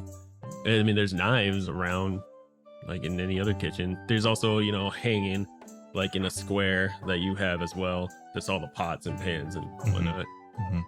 utensils. That poor working man. Yeah. Something terrible might happen to him. I don't know. I don't think I came here to murder. I feel like that's a little bit of an escalation. You already got the menu. This, Yeah, I've got the menu. I think this goes beyond mischief. turn this game real quick. Okay. I am going to sneak into their storage room and see what I can see. Okay, you can sneak through the back door. Sure. Oh, okay. Yeah, give me a stealth check. 14. Yeah, you make your way to the storage room. It's locked. Curses. I guess there's nothing around that. I definitely don't have a lock-picking kit, so there's nothing around that could help me open that. That I'm aware of. Before we get into that, Poggy, Yes. you get to the sourpuss or the sour balls and puss. All right. I would like to enter the sour balls and puss via the main entrance, and I want to make my way in and look around and see if I can see Mr. Russell. Give me a perception. 4 plus. Hold on. There's still hope. Come on now. 4 plus 4, 8. No, you see some small hooded figures that's sitting at a table, probably like halfling size, maybe. All right. Well, I Some with guess. their hoods up, some with their hoods down, all drinking, making merriment. Poggy's gonna make his way over to the bar. And I guess sit down on a bar stool and kind of lean in, not order anything, not signal the bartender or anything, but just sit down and he wants to start listening, just casually listening around, eavesdropping, yes, but just just listening, seeing what people are saying. Give me an investigation. Okay, 8. It's like Plus- three blind mice. Plus 1. 1. So the only thing you really pick up is a couple of mumblings about the festival that's coming, more just day-to-day affairs, just life in the Daggerford. Nothing really of great interest. Bartender walks up to you. Oh, you want anything? Well, what do you recommend? Ale. It's cheap, it's good. Does the job. That's it. That's all you're gonna sell your products. I mean, we got a list right there, and he points to the menu. Are you more of a meat? We're gonna mop the floor with you. This festival. We're gonna fuck you up. He looks at you. You from another bar, lad? You can get the fuck out of my tavern. We're gonna fucking. No, I'm sorry. But yes, that last sentence, he did say that. Poggy is gonna rip away from the bar. Where's my gnome? And he's gonna again try and look around and try and find his gnome. I mean, you glance around. The bartender. Oh, hey, Brutus! Get this lanky fuck out of here! You see this large orc-like, half-orc man walking up to you, muscle-bound, stands over you, leans over. You want to leave? Or I make you leave? I want to find my gnome. I have a little man. I have a gnome. I think he's lost. We need to find him. And then I will happily leave this piece of shit bar. He looks around. He's like, is there a gnome here? You see like 3 gnomes turn around. It's like, hey, yeah, what? Are they them? And he points at him. Yeah, Tim. They. Poggy looks at the 3 gnomes and goes, none of these are my gnomes. My gnome, I'm pretty sure he's trying to hide right now. I don't know where he is. Probably for good reason. Yeah. Now get out. You might want to. I will happily get out. And Poggy says, I will happily leave. But please, if you see my gnome, he's very friendly, but don't touch his stew. He's very friendly. Please, if you see him, let him know that Poggy's looking for him. I go outside. I immediately go out back to where their meat is. All right. As you're walking, the orc walks you out and makes sure you leave. He just kind of stares at you. Are you trying to do the stealth, or are you just trying to walk back? No, I'm just leaving. I'm just going back there. Poggy just walks around back. He will stealth. Poggy will stealth his way around back, but he's doing it kind of casually. So if you want to give him disadvantage for it, yeah, I don't mind. He's very confident. Staring at He's you. feeling himself. There's an orc staring at me. Okay. 10 and 7 plus 3. 10 is my lowest. I mean, if you're still walking in that direction, just straight back. Look, aye, there ain't nothing back there for you. So I just want to get this straight. So this is the layout of the bar. Are there windows all the way around? There's like kind of like a cotton patch. There. What?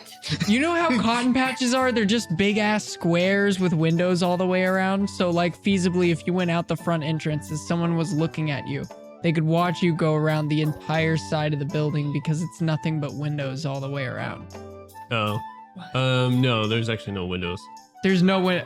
So how is he seeing me if this guy told me to leave? He's standing out. He walked you out. He follows me out. Okay. Yeah, and he's just standing at the door now watching you. Yeah. I want to continue what I'm doing. Yeah, he can watch me turn the corner. I don't care.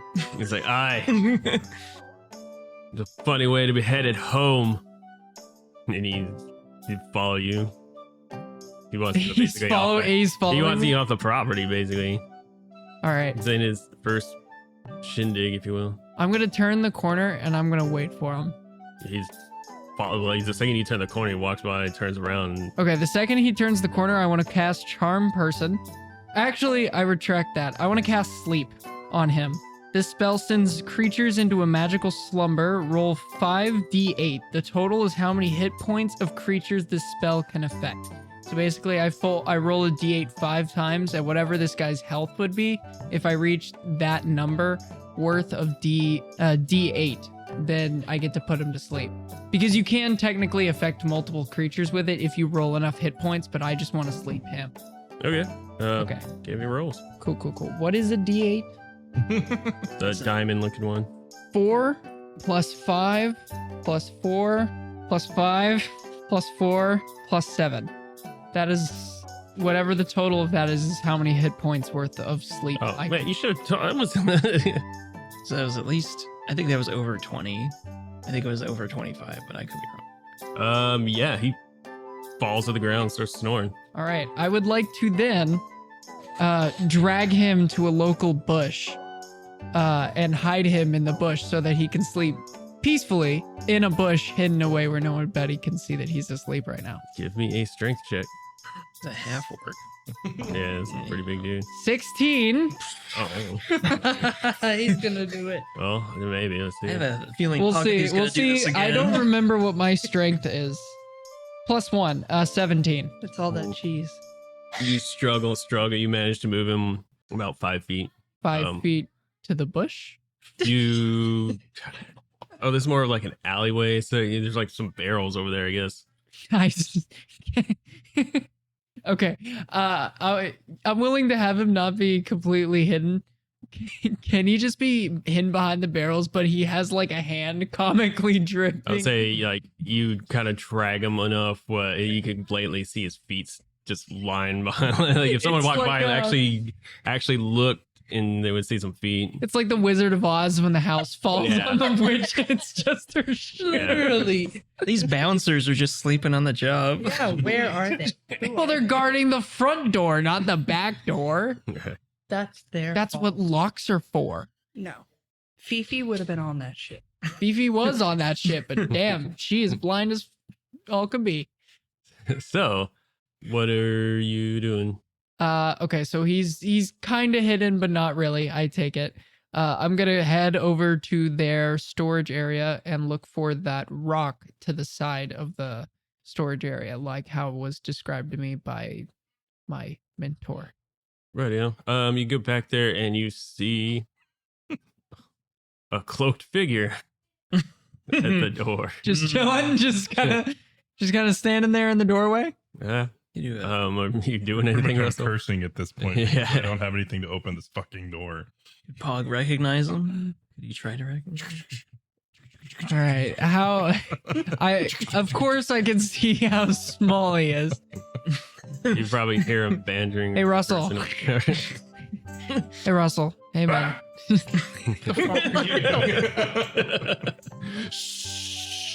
I need.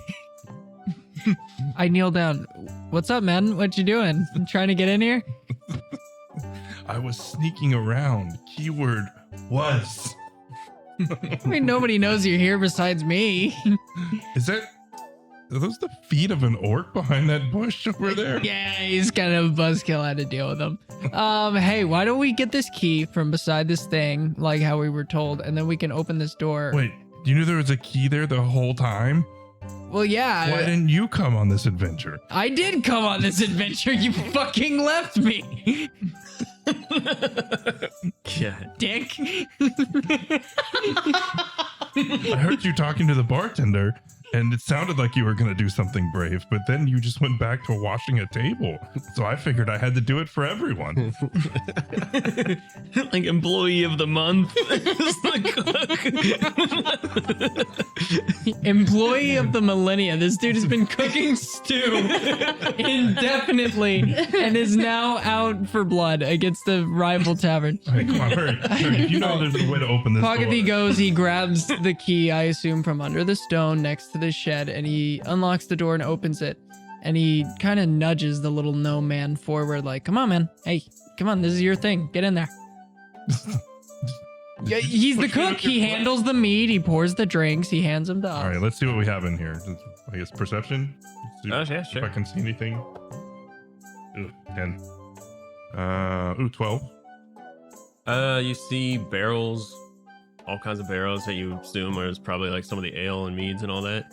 You see meat hanging on different hooks, boar meat, all types of cow meat, sheep, goats, a bunch of herbs and spices on the shelves. So basically all their supplies. Herbs and spices on the shelves. All right. Can I reach the meats? Yeah, they're basically right in front of me. Oh, for your size. I assume they're on hooks, right? Like, Yeah. yeah. Most of them are hanging. There's some dried up on like a little higher. You might need a little box or something, crate to kind of ladder yourself up. Hey, Maybe lad, come on, as much as we can carry. Are you gonna do Stew the? isn't gonna stew itself. I pass him a single vial of pepper. Here, this is gonna be heavy for you. You do Well, we're anything with, we're here, Russell, to poison. Well, not poison. You have poison? Not poison. I take the mushroom, the mushroom in my hand, and I go, listen. Do I know what that mushroom is? Can I tell? Give me a nature check. 18. Yeah, you recognize this magic mushroom. Holy to- shit, that's a Yeah, it's Brumble Shroom. You know it to basically cast wild abilities or inabilities, or that can sicken people. Just random stuff could happen. Mhm. It's a chaos shroom. Yes. So it's shrooms. Sure. So it's just Yeah. shrooms. It can make people sick. It can, it's very volatile in certain elements. Very dangerous, but also useful for alchemy. Does Give me that. That shroom. Do you know what that shroom does? No, All right. but they said it'll make people sick, so I was gonna mix it into the mead. All right. Ekman. Give me that. All right. So I'll take the shroom and I ground it into a powder, and I mix it with give him some to drop in some of the meat barrels, but I also mix it into their spices, like their peppers and their salts, so that like anything that they make and they season has bits of this mushroom on it. But it's not immediately on anything for tonight. It's just on future things that they prepare. I want to yes and what Russell is going on about, and I want to see if there's a well or a main water supply. Oh. I want to Flint, Michigan this motherfucker. Oh my We're God. near Damn, Flint, dude. Michigan. We're in the same. Yeah, you all. This region of this fantastical world, Gonna also ruin known as everybody's Flint, life. Michigan. You have positive pressure in Jesus. Daggerford. Give me a perception check with disadvantage because it's dark out. Well, you're an elf. They would have that. Yeah, I have dark vision. Yeah, just give me perception. All right. Good lord. Nat 20. Good job. Finally. Yeah, you see a well happens to be situated right kind of to this back end left side of the sourpuss. Russell can taint whatever he wants. My entire supply of powder is going in that water. Damn. All of wait, hold on. Does this mushroom did Russell relay the information to Pogathy about Yes. hey, these are volatile? Okay. Second thing, do these mushrooms have the capacity to kill?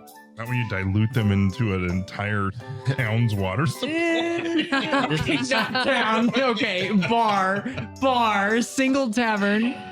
I'm not going up. I'm not climbing the water tower. It's gonna be a wild festival. Yeah. I mean, Fuck this tavern and everyone else, including Yeah. myself. this it has potential to be dangerous in large dosage. Sure. Okay, so if we took a single mushroom, ground it up, split it in half, he has half, I have half, and I throw this into an entire... It's probably fine. I dump the entire thing into the water supply. Is that a medicine check? Medicine, quote unquote. Just the one mushroom. Yeah. Uh, Yeah, it was one mushroom. They're potent. yeah. Sure. You toss it into this well. Cool. I'm gonna immediately fill a bucket of water, Okay. and I'm gonna carry it towards the front door. Of this hour? Okay. Yeah, Um, and I'll stop there for right now.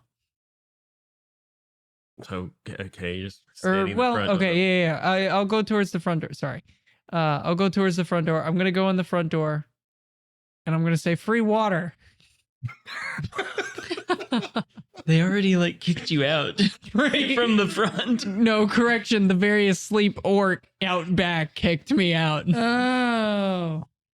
Free water, guys. And what, you Free just, water. just The place bartender it down told next you. to the. No, I'm just walking around with a bucket in my hand, and I'm saying free water. What's around the people? Just Yeah, I'm like stealing like glasses of once full mugs of ale. I'm grabbing those empty mugs and I'm filling it with this water, and I'm going up to people and I'm going, you really should hydrate when you're drinking. You know, you could get sick. give me a deception check. 18 Give me a plus 5 23. Open. What? Where the fuck did that go? It went You know over we here. gotta take whatever he rolled. 3. No, so roll me a percentile. A percentile. The 2d10s. Ooh. Roll them together. 30 and a 1. Is that what you roll? Yeah, 31%. Okay. Sick. You managed to convince a table of 2 to drink this. Well, they're like, oh man, you should hydrate, sure. And they're just on a date, like their first date. It's just like a couple. So is it just Oh, yeah, you we and the should lucky go. lady? Yeah, so Let me refill those glasses for you. We You- didn't order any water. Shh. you they fill the Compliments. cups. They're like, they take a sip, and the bartender sees it. And he's like, hey, I told her to get the fuck out of here. Where's Brutus? Hey, and he bends down, grabs a club, starts walking your way. Grabs a club. What are you doing?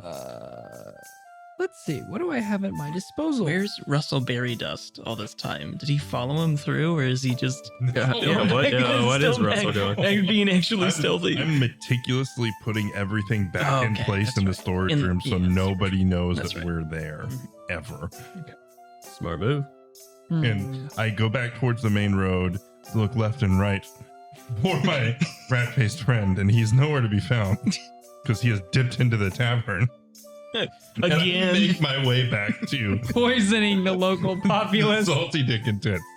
All right, so he's gone, and there's a Honestly, angry I've done my human damage. coming to you with a club. Yeah, I'm gonna leave. I'm gonna put my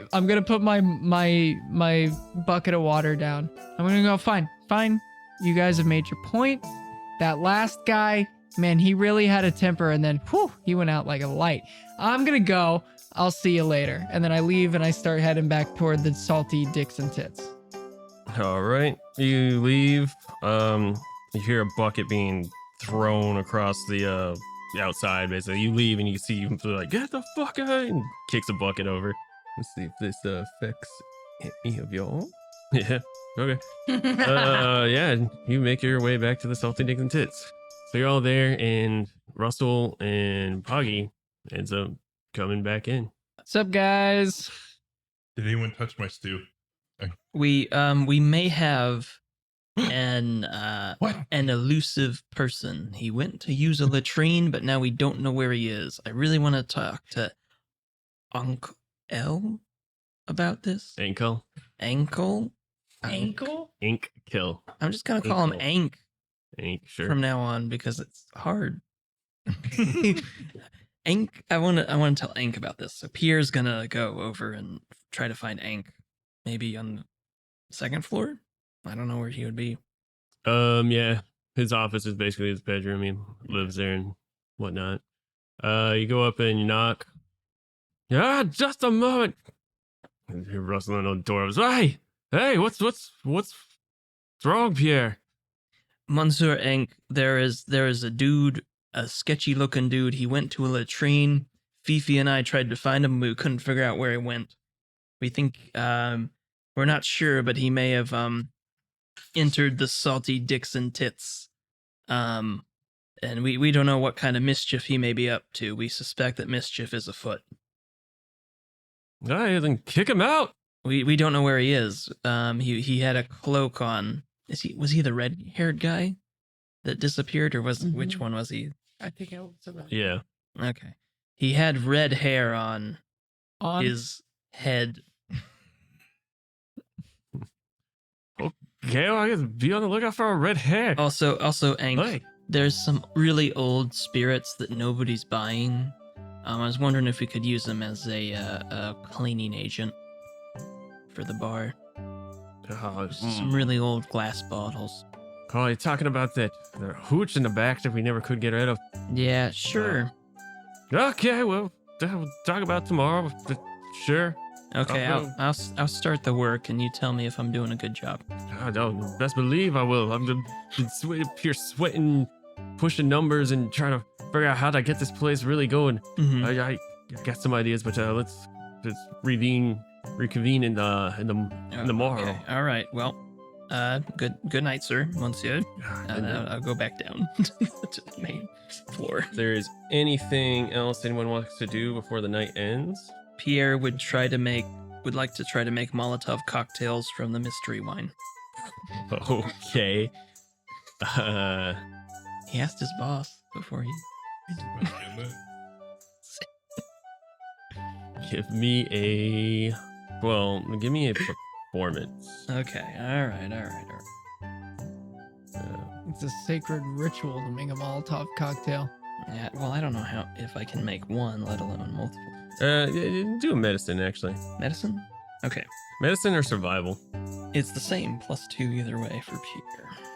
All right. 2 + 2 is 4. A 4 on his medicine check. We're lucky the tavern doesn't catch on fire right now. It wasn't a 1. It It was not a 1, but it could have been. I mean, you find some random misshaped bottles and you end up cracking open this old ass barrel. Mystery wine is over the floor. Yeah, you try to it's been corked once, so you try to, but it's so old that it snaps and a lot of it starts pouring out. You start panicking, and the shit smells foul Okay, as hell. Can I try to move the barrel out of the storeroom? Yes, give me a strength check. Okay. But before you do all that, you're trying to pour a lot of this in the barrels. You're stuffing it with makeshift rags. A lot of it's soaked. It smells really, really bad. And then while the majority of the barrel is all over the ground, you Okay. 19. successfully manage to tilt it to a way where it stops pouring out of the side. Okay. You drag it out Mhm. to the side and want to do patch it up or something. Sure, I'll just try to stop the leak.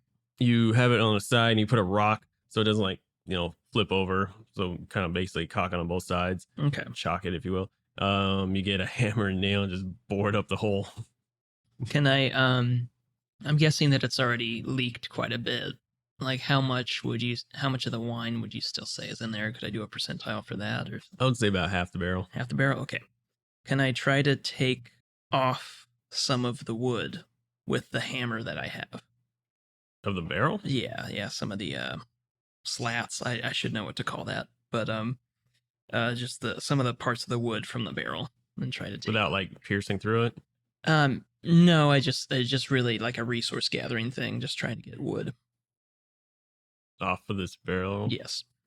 Sure. I'll say you chip pieces off of it. I'm just having a really rough night. The night started good, and then okay. So I get a few pieces of wood off of this. Okay, all right, good. That's Without damaging the barrel more than you already have. Right. So, yeah. Okay. That's all. I'm just gonna give up and retire for the night. All right. The night passes through, and the next day comes. Ankle comes up. Y'all make your way to the morning meeting now. It is day 2, and comes up to you. He's like, all right, I'm gonna need you, some of you to pass out flyers, and I just try to just get out there and raise awareness of us. We need to get the Salty Dicks&Tits up and running. People need to know that this is a spot to drink and eat and sleep. All right. He hands you all flyers. Poggy wants to take his flyers and kind of just go outside and essentially be a sign twirler or a newspaper sales kid from like the 20s, you know, where they're just out on the road and they're like, front page news, read all about it. Dude. Like basically do that, but for our tavern, like, hear ye, come attend the greatest stew eating competition of all time. Stew Eating competition? Yes, There's a stew eating competition. Okay. And I want to do that all day. Okay, where at, like, just out Literally front or- just on the corner right outside. I'm willing to roll performance throughout what we're doing because I want to do this all day. Okay. Before we get to that, Russell. I put the flyers in the stew. Okay. Where they immediately disintegrate and become one with the stew itself. Their stomachs will know the My message. Russell's flyers were specifically made with the edible kind of stuff that they put on like cake. Is it? Fondant. That's what he's gonna say. That's what he's gonna say when people ask what's in there. Pierre. Pierre's gonna take Tia aside and just be like, Tia, what are you, Mademoiselle Tia, what are you doing this morning? What are your plans? I mean, I was the second day, so I was gonna shout at you and kind of assume repeat of what we did yesterday. And I don't. Is there something else I? Okay, lesson 1 was smiling, you got that down. Lesson 2, your shift is gonna be entirely unpredictable. Okay, there's just natural chaos that happens with a job. I want you to take these flyers and I want you to start walking out of town towards that first road that comes in. And Pierre's gonna take the wood that he got from last night. And Tia, before you do that, I'd like you to make a sign.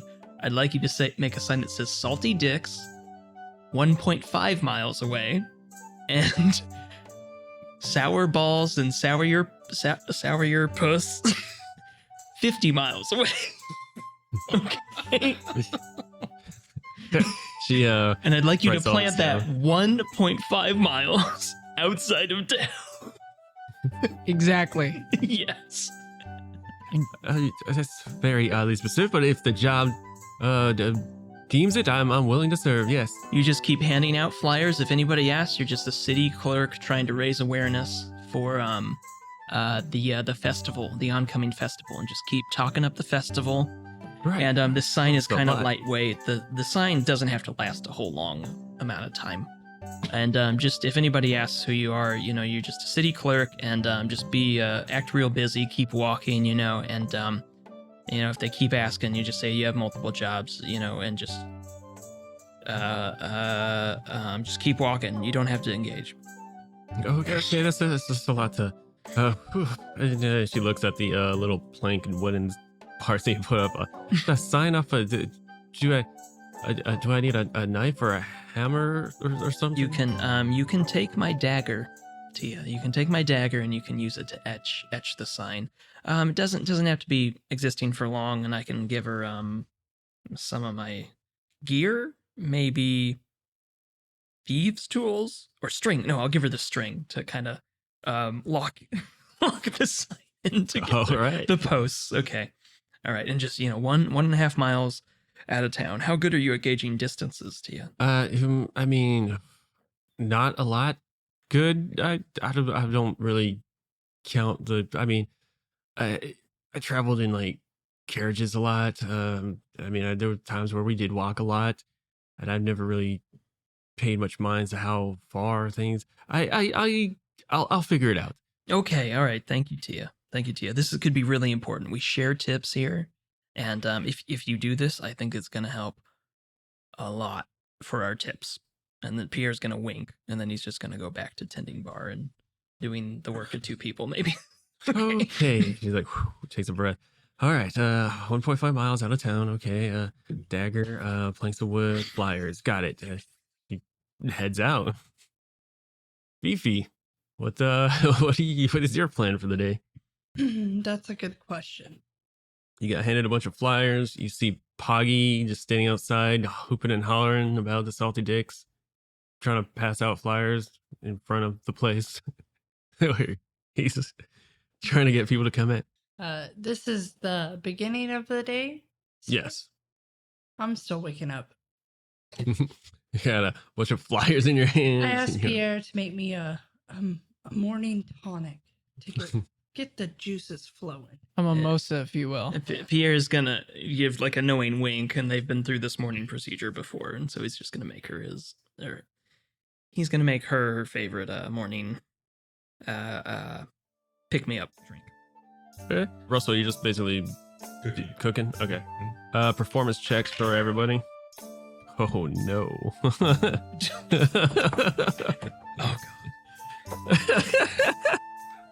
Oh, well, maybe you guys can save it, but we'll see. I got an 11. 18 total. 4. Performer? Yes. You said 4? Yes. Our bar sucks. Yeah. Oh my I god. make Molotov cocktails. I got Hey, a 9. I think this sign might 9? be good. You got a 9. All right. The day goes by. First off, Tia, after actually, you know what? I'm gonna Good roll for you know. Yeah, we wouldn't know any of what happens to Tia. Oh no, I definitely rolled for her. Do this first. Couple people come in. They're like, oh, we heard about the stew eating contest. We went in. What's this vow? What's the prize? More stew. They look at you. It's a vicious cycle. Well, oh, we like win like more free stew. You get to keep eating the stew. I mean, we could come back and get more stew. Or You can we, keep eating the stew so you know, but we just pay until once, you're right? done. I'm very confused. They all just look at each other. Who can eat the stew the longest? They just look at each other and it's like, yeah, but there's a prize, right? You get the most stew. Pierre's gonna be like, once a day, the winner they get the most Salty stew. Dick&Tits plate. A free salty dick. A free Salty Dick&Tits plate. Give me a persuasion check. For me? From Pierre? Yes. Okay. We should have had it be. I wasn't persuading. I was merely explaining what it was. Four again. You know, maybe on a second thought, we'll just have some eggs. Oh, that's a good idea. And so Pierre will just snap at Pog and just be like, take their food order. I'm tired.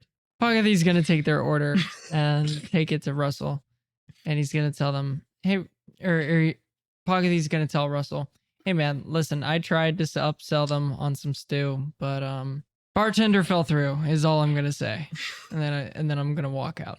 Who are you telling this to? I'm telling this to Russell because I'm passing him the orders of the patrons Alright. for Eggs. eggs. There's no electronic system. Questionable amount of eggs with a question mark at the end. I have my notepad and I just write eggs with a question mark and then slap it on the table in front of Russell and slide it over to him. And I say, "That's your order, sir."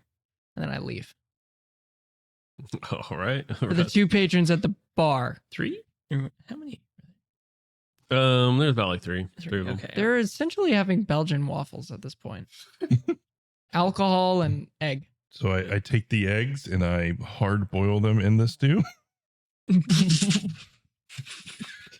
Did they say scrambled eggs, or did I just assume that? No, it he was just said good? eggs. It's He just just they said didn't eggs, say he how they didn't wanted their elaborate. eggs. Like So. eggs. He didn't elaborate, And so it's he's an getting question eggs. mark. Yeah. So he gets eggs God. from the stew. He's a new waiter. He doesn't know to ask the second question. How would you like your eggs?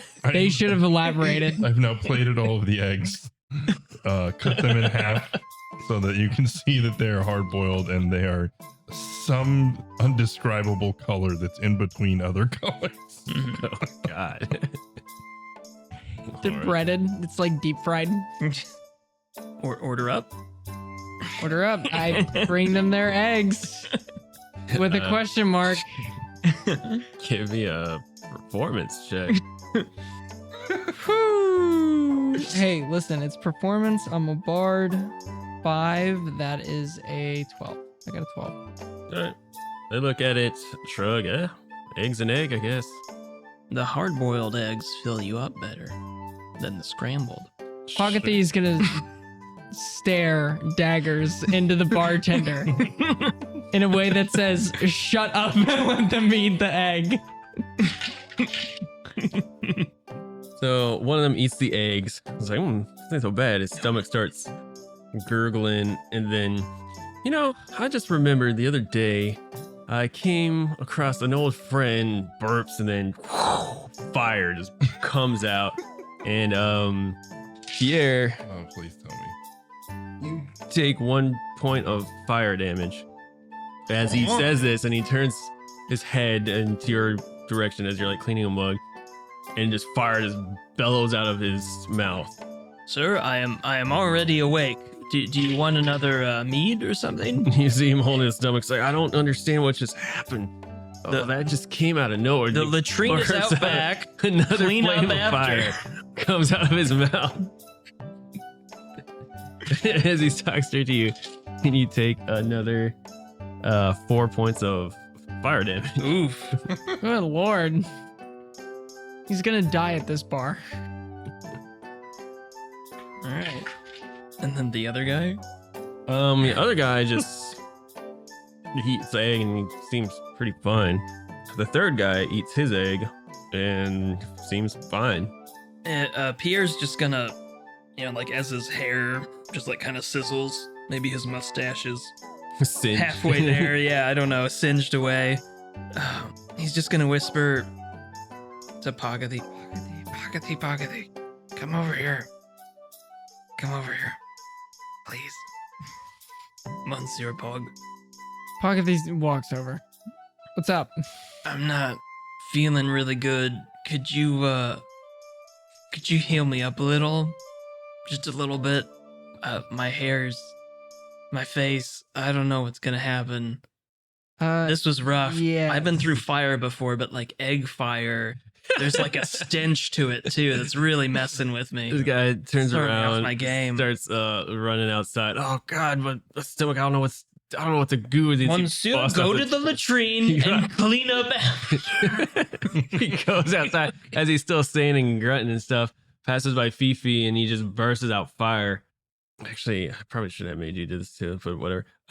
Give me a dexterity saving throw. Oh, What? Natural 1. yeah. Yeah. You take 2 points of fire damage. How did Fifi catch on fire? The dude's running out and he was like still talking, and then he's belting out fire. Every 10 words, to be specific. Nice. You said 2 points? 2 points of heat damage, fire damage. Pierre is waiting to be healed, hopefully. I'm trying to think of how to explain this in world. Listen, man, I know that it's been a whole day, but I don't feel that rested, and I feel like I only got one more worth of, magic in me. Pierre's eyes light up, and he. Well, the, we would have done a long rest. Oh, would we? Okay. Yeah, Okay. it's a new day now. Okay. Yeah. If you did any I'm gonna spells, cast yeah. Cure Wounds in that case. Hold on, let me do a long rest. took like 5 damage from that. Bad egg. Great stew. Great. Bad egg.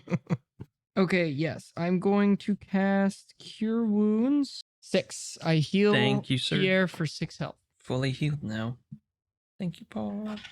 Okay. I sprinkle some feta cheese over his scorched face. Pierre And I go rub it in like a cream. Don't ask why, just trust me. Pierre feels reinvigorated by this whole process.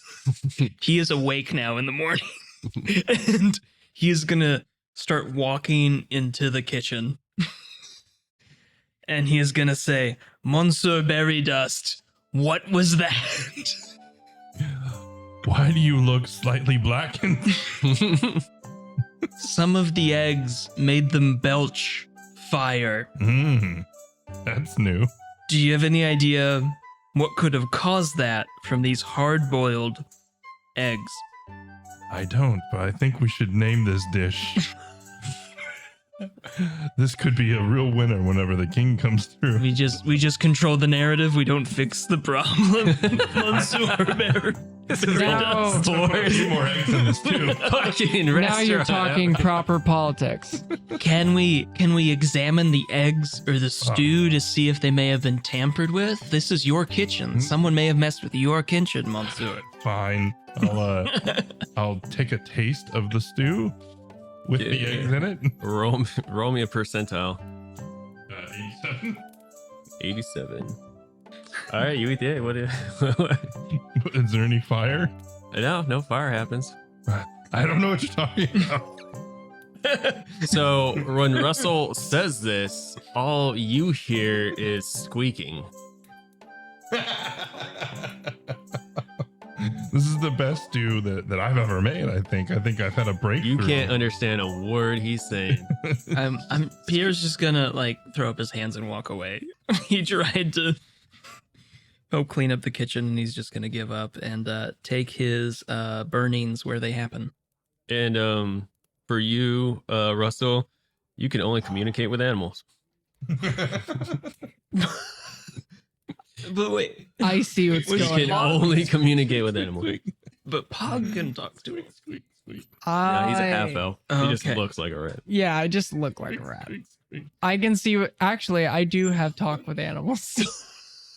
But no, his thing is he Yeah. can specifically only talk, Oh, communicate only- with okay, animals. so he's still a I'm human. used to communicating to both. So for me, I'm talking to the rats and everything's fine. And it's just you would look at me like an idiot. So Yeah. it's like if somebody's a native Spanish speaker and then they learn English or something else, and then they suddenly forget that they know that language as well, and so they're just like, Yeah. Mhm. But right now he can talk to any animal. but and not humans or Yeah. humans. They won't understand, and that will last for about 2 hours. Oh, okay.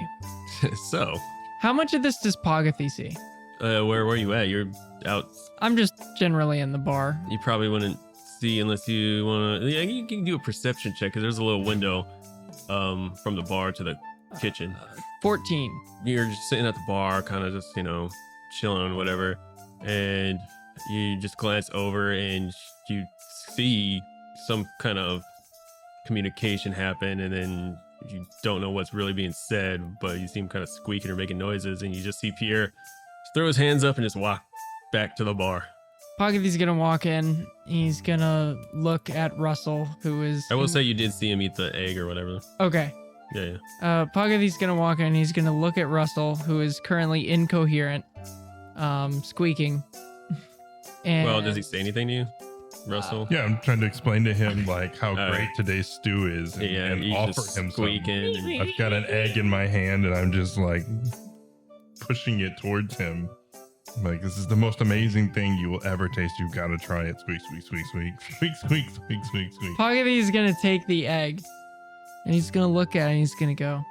Now, the guys outside had some egg, and then one of them spit fire. I can't understand you. Did he make the egg the same way that he made their eggs? By dipping it in the stew? Yes. would you wouldn't, because you just I'm gonna. send it up. Can he understand me? No, he can only communicate to animals For the next 2 hours. for 2 hours. Okay. So, and you wouldn't really notice him putting it in the stew or anything. There's something I want to do, but there's no way my character would have the No, whatever. yeah. I'm gonna take the egg, and I'm gonna eat But- the egg. Roll me a percentile. I knew that was coming. I wanted to roll just out of curiosity for the guy spitting fire in the bathroom. 80 and a 0. 80. 80. 80. 80%. A lot of 80s. You have a -2 to penalty to all stealth checks. Forever? You are prone to tripping for What? More rolls. 4 hours. Other than that, you don't feel any different. I knew this. All right. Sick. Pogathy, but do I enjoy the egg? Yeah, I give a fat thumbs up Yeah. to Russell, and I go back out to my job. no, okay. Because I'm satisfied. Nothing weird happened to me, right? Yeah, nothing So, weird. You know, I guess I was just going crazy. How'd I go? Yep. Anybody else? Okay. After a while, Tia comes up to you, Pierre. Yes. So, I was handing out the flyers. Well, the thing about that, handing out and kind of lost them. A gust of wind when I was trying to make the sign, and then they just flew out of my hands, and I started chasing them. And I just a lot of them got torn up. I'm sorry. I did manage to make the sign though. It's not my best work. I gotta be honest. I've never did any woodwork before. Well, Tia, you know, this is just the second day on the job. You don't have to do everything perfectly, okay? You just have to smile. I was smiling, and the we have to entire time. commit fraud. And straight fraud. Just What? Tia, don't laugh. Don't laugh. Okay? Poggy is now Tia, listening you need to keep- intently to this conversation. Tia, don't draw attention to us, okay? She just looks at you wide-eyed. Okay. You did great. You did great. If you got the sign out there, you know, the wind caught the flyers, maybe somebody will pick up the flyers along the path. Who knows? So, I did smile to everybody. And I was like, "Hey, come to the Salty Dick&Tits," because I did read the inscription on it. I'm sorry. Oh man, I felt like I really blew it. By the way, she rolled a natural 1. Mademoiselle Tia, this is you know. I'm surprised she's not dead. You had multiple goals. It's Just passing out flyers and making a sign. it's fine. You got back home to the bar safely, so that's all that matters. Go ahead and keep tending bar with me. I can if you have any questions for me, I can help you. But just remember 2 things now. It's your second day. Smile. Does Fraud. Fraud. Okay. Pierre just gives her this smile. Okay. Just starts nodding. I feel like that last part needs a little more detailed, but We'll talk. We'll talk. Okay. Oh, sure. And it doesn't matter if it's clean. Just smile. Got you. All right. And she goes back to doing bartending stuff. All right. Great. Then Ankel runs down. The second day. How's everything going? He looks around and kind of takes in the scene. Goes up to Poggy. Says, I need you to find a band. We need a band, and we need it tonight.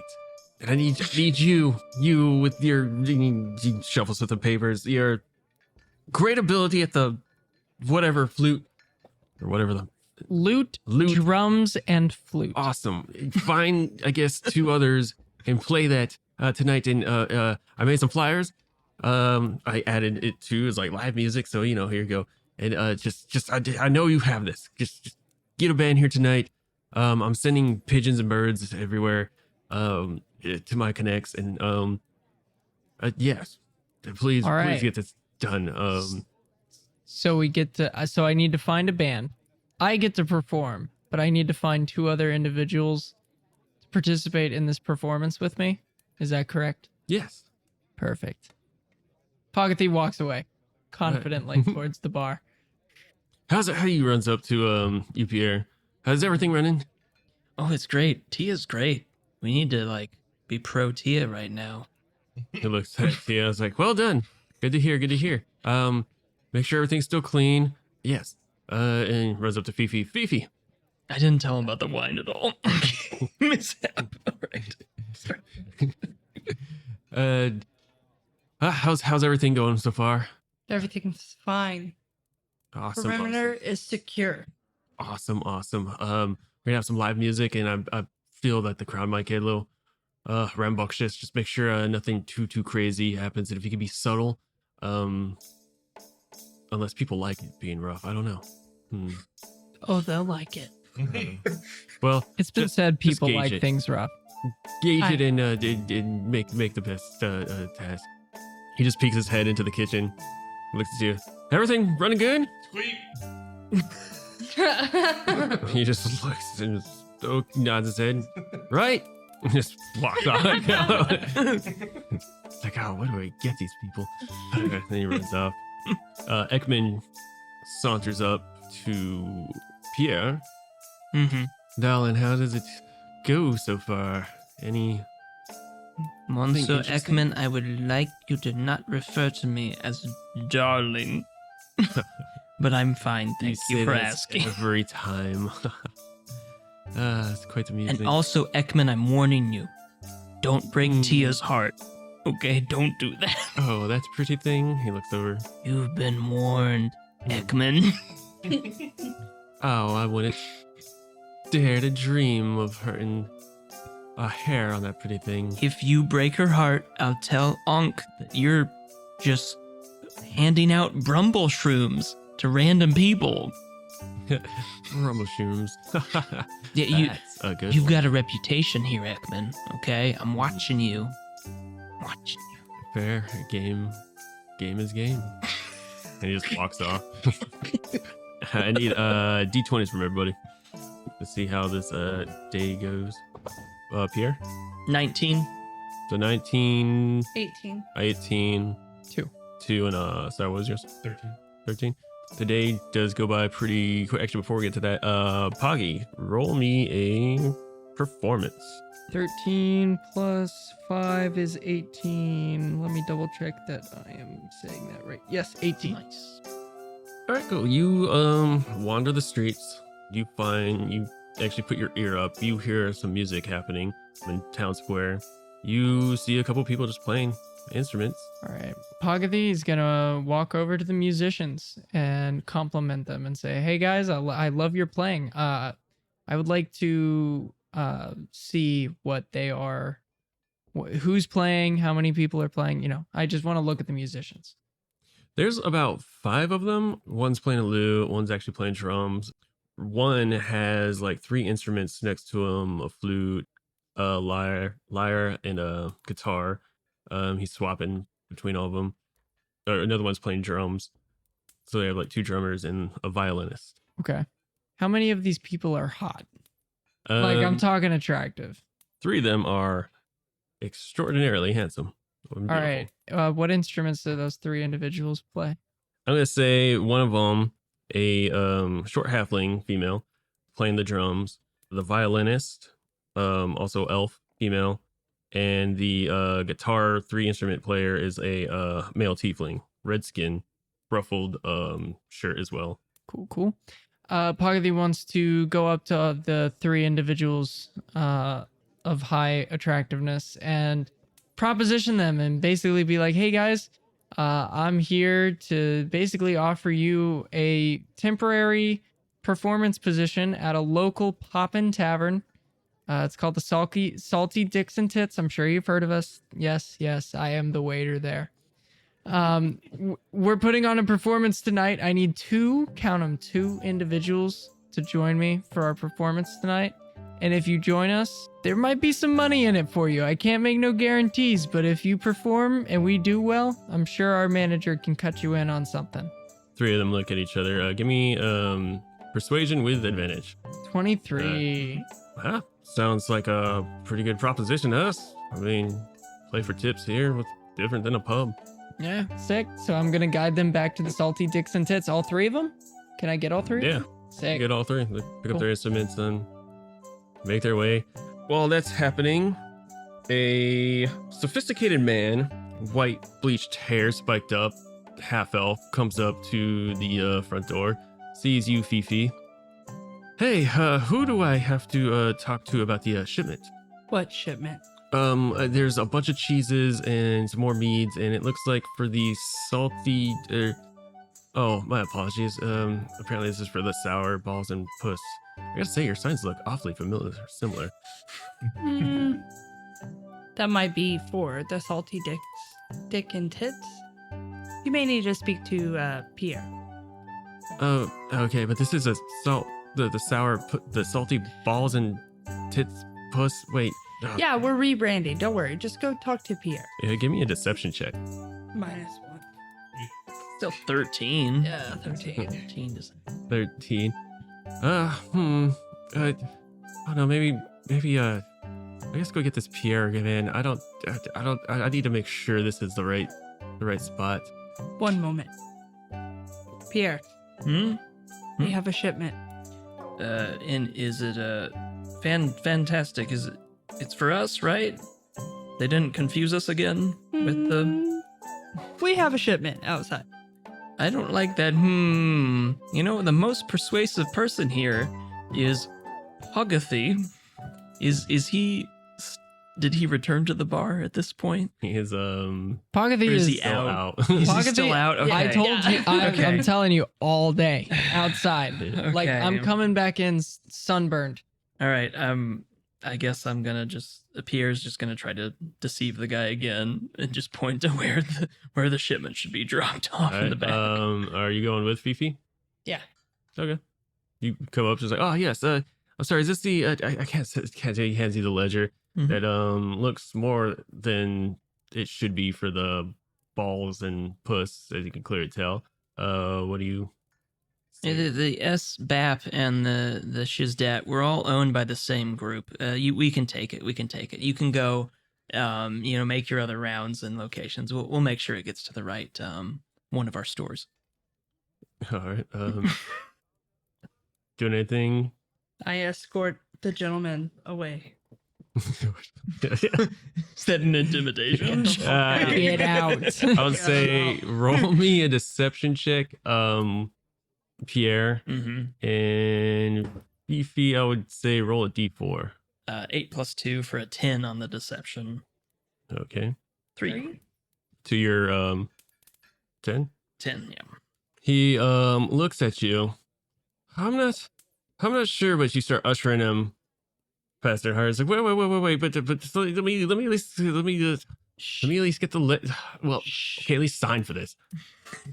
Pierre will gladly do a very flourishing signature that is completely unreadable.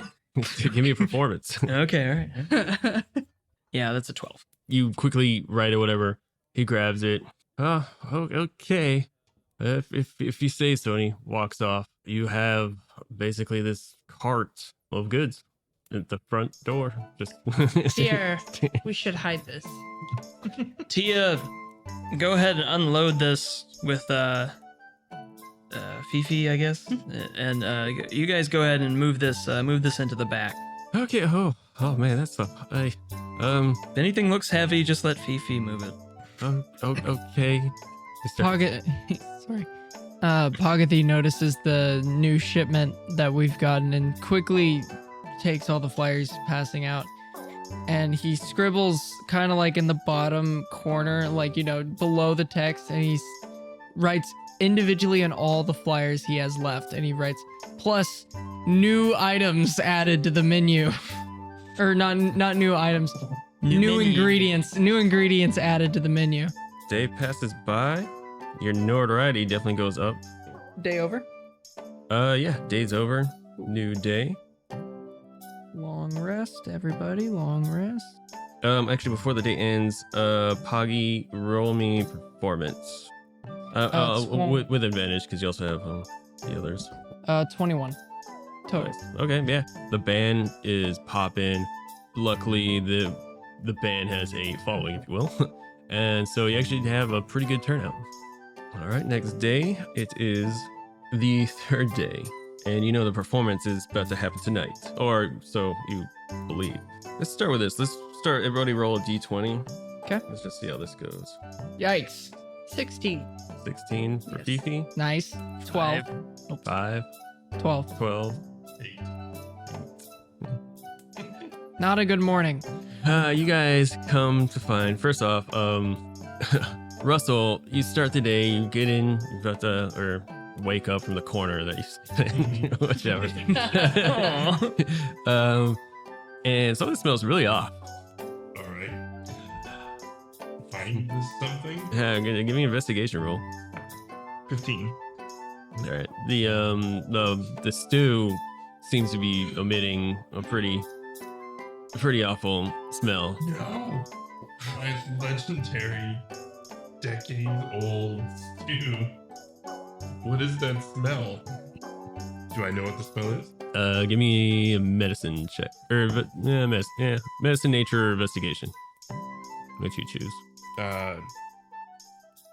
I got over 20, so either 21 if it's medicine or 24 if it's Investigation. You tell immediately that somebody or something must have put in some of those bramble stuffs They into put mushrooms in our stew. Yeah. And you know that they only last so long, and then they just basically omit a toxic, basically guaranteed to make people sick. If they don't do this like a random thing after a while, if the ingredients surpass its life expectancy, it basically just turns into essentially a mold. Moldy stew. Sick. All right, I'm gonna turn the heat up to try to cook the mold out. Damn. He keeps Boil it away the secret. bacteria. He's not telling anyone this. Yes.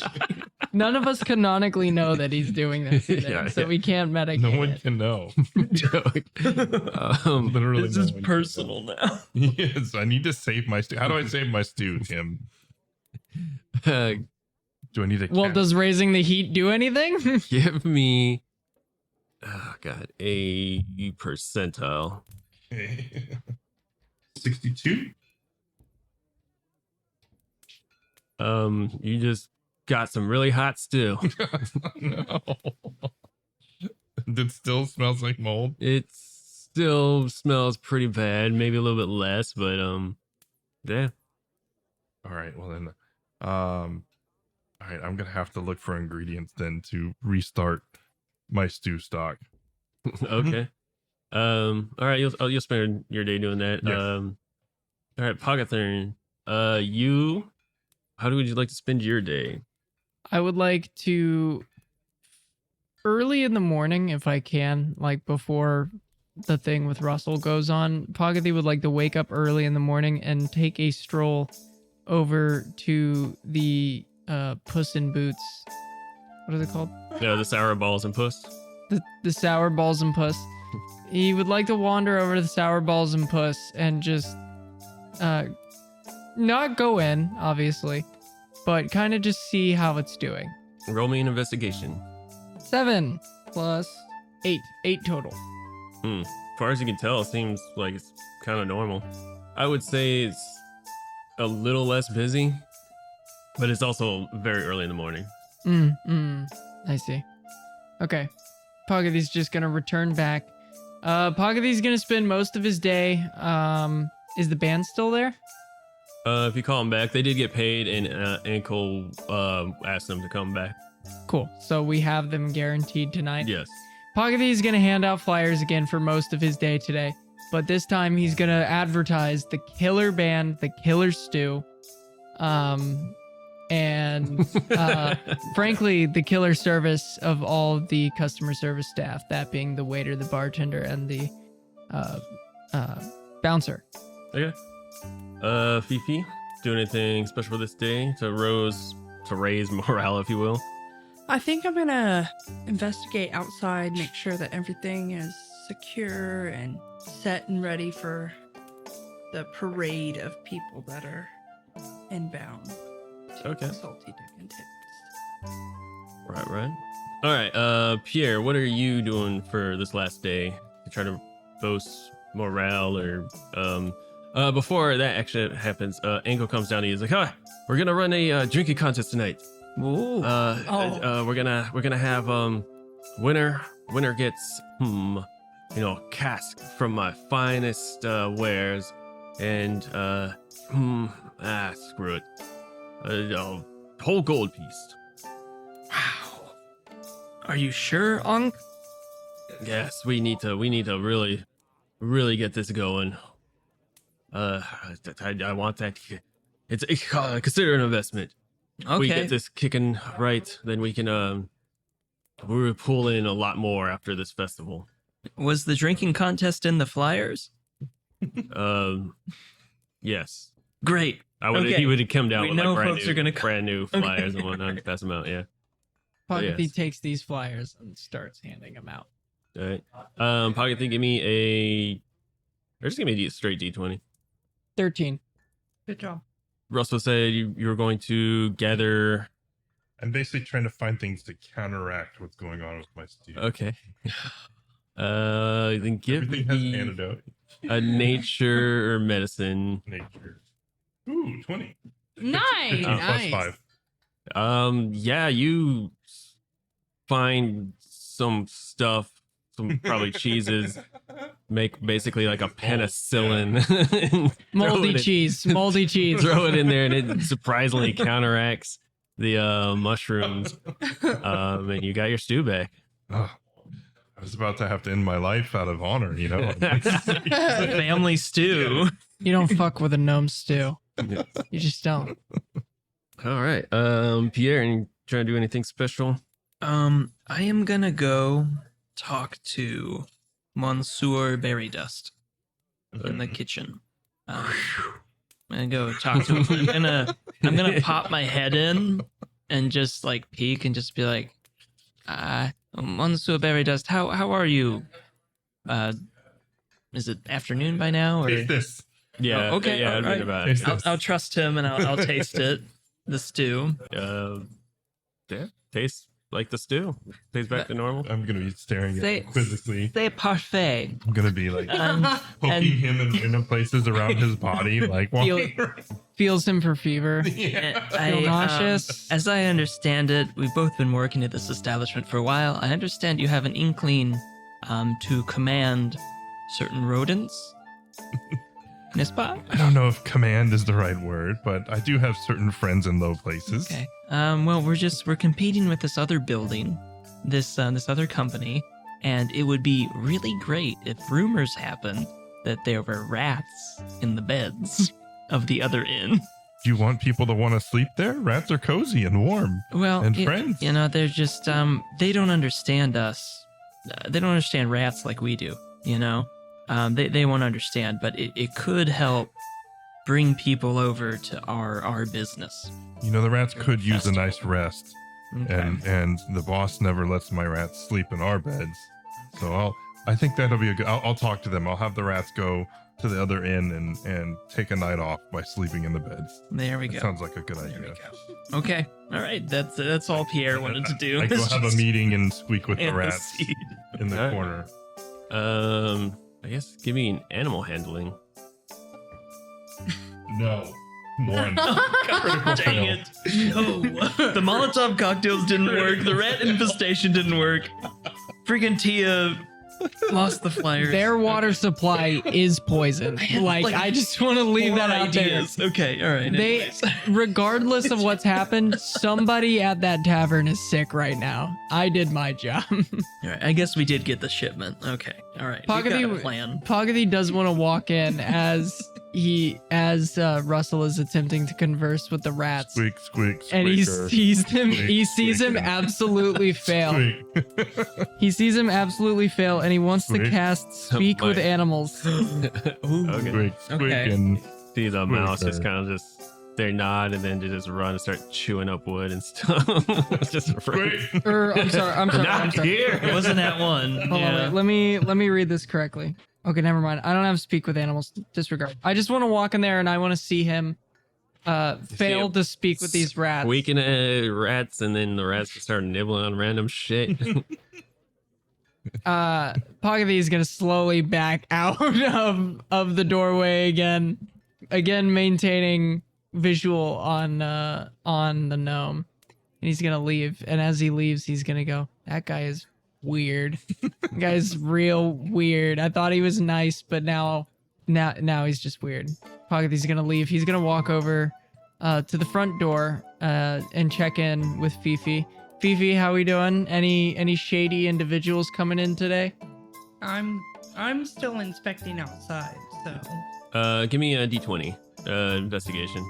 17. Does it? You probably went to the back and you notice someone tried to get into the storage, but it seems like they failed. And there is a piece of cloth probably got torn off and is kind of wedged on one of the wooden planks that is like barred up on the door. And you can tell by like maybe shaking and some like kind of chips away at the door. Does it need repairs? No, not really. No. Okay. It's like someone came there and like thought they could like try to pick the lock or maybe beat the door down or something and failed miserably and left and got caught. And like a piece of their cloth got caught in Yeah. some stray wood and then Okay. torn off because they're in haste. I'm gonna safely collect the cloth. Keep it in case someone comes in our big rush and their clothing is missing, All right. or maybe someone else recognized from the night before. All right.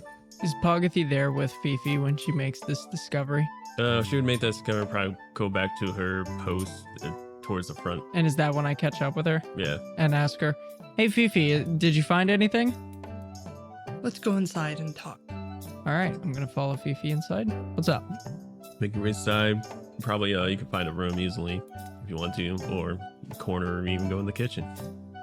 If you really want to do that. We're gonna stand on top of the table and shout at the top of our lungs. No. Found this cloth. Everyone just looks. The fuck is wrong with this place? No, I mean, I just casually ask, tell him what I found, what I saw at the storage. Ask if he recognizes this piece of cloth or anyone that was missing this piece of cloth. Can I remember by rolling for history if I remember anybody with a torn piece of clothing at all? Brutus, the red-haired man. Yeah. Brutus. Brutus The, must be the a missing half-orc. man from Like- from the shitter. Mm-hmm. Wait, you're trying to? I'm trying to remember if in my interactions and visual looking at those guys, if I ever saw them with any ripped pieces of clothing. Yes, you get. I don't know if that'd be history. Disadvantage. Wisdom. Wisdom? It's a high roll, so I mean, 11 plus minus, we'll see. Plus 2, 13. you can't recall just seeing anyone missing anything, or it's that piece of fabric is pretty common. Like it's a pretty common Okay. cloak piece or something. I'm going to look at the cloth that Fifi has and I'm going to, capture it, put it into my memory as best I can. And I'm going to look at her. I'm going to go, cool. Hold on to that. And as people come in today, if you check them as they come in. Smart, very smart. And Pogothy's going to return back into to doing what he was doing, which is passing out flyers outside the front door. Okay. Fifi, give me a perception. Russell, just give me a straight D20. You give me a performance check. All right, we will start with Fifi's perception. 7. Okay. Solid. 7. Russell. 18. All right, you're kicking ass in the kitchen. Stu's back, baby. Poggy. Pogothy got a total of 22 on All his right, the performance. band is kicking ass. Bartender. Straight 13. All right. You have some bumps, hiccups here and there, but overall, mostly from Tia. Probably stumbling or forgetting orders or tripping over stuff. You get the inclination that she's kind of clumsy. No way. Pierre's seen some bad managers in his time, and he's just gonna keep trying to be a positive influence on Tia. Okay, Fair. it's real encouraging. Can we have Tia roll for learning? I will say she's at least a lot of the patrons like to look at her, so the tips are pretty good. She is smiling. Yeah, she is smiling. She is friendly. Doing her job. She's not clean, but she's friendly. Hey, she's just doing what she was told. I guess committed fraud. Oh, does she purposefully dirty dishes? She might fib up on the bills and be like, oh, he did say fraud. 13 silver. I ordered a water. I thought you said the Salty Dick&Tits meal. I'm sorry. Okay. You must have eaten it because it's not here anymore. Yeah. Jesus. Some people come in, they're like, "Hi, we're here for the drinking contest." About like 10 people. Pierre's gonna kind of clap his hands, move them together. Maybe there's a table or a long table dedicated to this or something like. Yeah, Ekman rustles over to Poggy. He's like, come on, let's get this over with. Push these tables together. And in the center, they make a long, like 3 tables together and put the chairs. All right, I guess I'll take this. That's my first time. Listen up, and he jumps up on the table. Ah, you ravishing folks. Welcome to the Salty Dick&Tits, and he displays his arm up, gives a gracious bow. Today's a special night. We have in front of us all 3 rounds of some of the most delicious ales, lagers, and mead. And, well, we'll see who can hold it and who can't. Hey, we can't be drinking alone. Get some of the... We want to know if this is a party. This is a party tavern. I want to see everybody. Yeah, everybody drinks. Oh, Jarlin, I've been drinking since I woke up this morning. How do you think I keep doing this job? But of course, he looks at Poggy.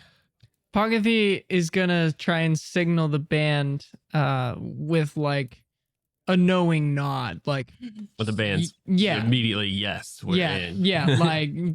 like we're gonna attempt to put on a killer show. Poggy and the band is gonna attempt to do a killer show, like the best performance they can do. If I need to roll an extra performance, let me know. Right on. But we're gonna shoot for the stars tonight. All right. So by all means, let's get down to the nitty gritty.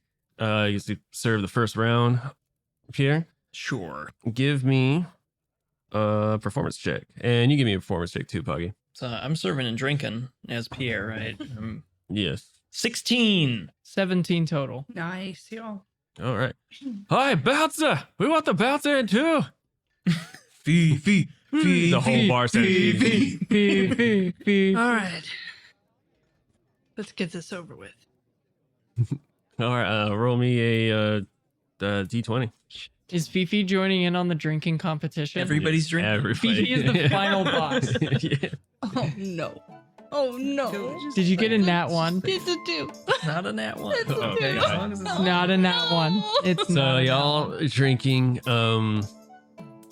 Russell, unless you want to. No. Okay. Didn't He's think like, He's so. I wanna gotta hang stay out with my sober. friends. He's gotta make the stew. Sometimes Russell could only speak to animals, and sometimes he pretends that he could only speak Oh, to I get the band in it too. And like, you see Tio run up to you. He's like, oh, as a patrons, and they hand you all mugs. Need you D20 as well. Me as well. Yeah. Fifi, Oh, no. 2 of them for the band members drink it like nothing. This is some strong stuff. And one of them drinks it and immediately just falls back snoring. Fifi, you drink it and something just hits wrong and you just throw up right on the table. Went down the wrong pipe. Yeah, She was drinking. was, it or like- something. You were Tia, can you... Mademoiselle Tia, can you clean... of course. And then she goes over there and starts like scrubbing. It's like, oh, sorry, yeah, yeah. And you see a couple of the patrons. I mean, you see half of them like bow out immediately. They can't even like take the first You drink. lose, you gotta pay for your drinks. It's like a silver piece to join in anyway. Hey, at least it's kicking everybody's ass. Yeah. All right, darlings. Next round. This one is a rather stout, actually lager, I should say, brewed from the roughest mountains, probably from the Underdark itself. Here, branches it out. Everyone, who's drinking, give me a D20. Who, except you, Fifi. What? You failed the first one. You gotta win all 3 rounds. Uh-oh. Oh boy. Push your kit. Poggy got a 4. I got an 8. It's just a Here, straight got an D20, no added. No adding. Yeah, straight. Another band member spews. What'd you get? 8. Pierre got an 8, yeah. You spew. What'd you get, Poggy? 4. You all just 3 just spew all over the place. You see Tia and then the half orc quickly just scrubbing everywhere. Like half the people are just painting the salty dicks and tits with their insides. Another coat of paint. All right. So that means Pierre's the only one in. I got an 8. Oh, wait, Yeah, yeah, you okay, threw okay. us Oh, that so you're all out. too. Okay. Yeah. The cook wasn't in the. Yeah, the cook's- rounds, The cook maybe. is fine. All right. Just roll for this. Cook has a bottle, like His own reserve. We don't know what's in that stew. To be fair, Yeah. it does have a little bit of a flammable. better out than in. You see a burly man, great mustache, long brown hair. No, it's not. Huge dude, very barbarian looking. It's like, ho ho! Y'all be a bunch of pansies here at the Salty Dick&Tits. At least y'all party. Ho ho ho! Yes, I'll take my gold piece. He looks at you, the bartender. Onk. Well, you know the reward was a gold piece to it. Uh-huh. So I guess I'll get it from the register equivalent wooden. Gotta punch in a The code. strong box. Right. Yeah, I'll just tap the wood, and just fiddle with some things, make sure that it's all in order. I'll give him the gold coin, and I'll give him one of those crappy flyers that we had that's very dated. One of the original flyers that doesn't have anything to do with what Yeah. actually happened. Yeah. You see a man starts clapping Mhm. at the front door. He's like, this place seems to be pretty spar. Very, very lively. Definitely better than the place down the way.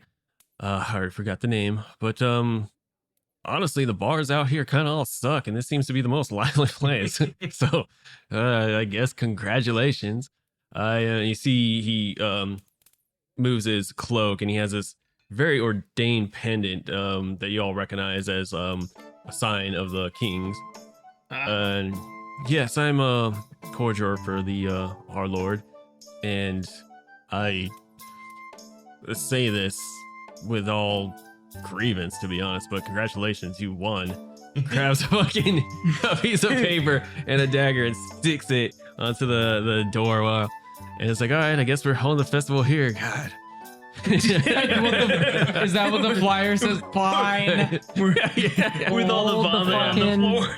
This is a certified location for Moon Festival here. It's like, well, congratulations.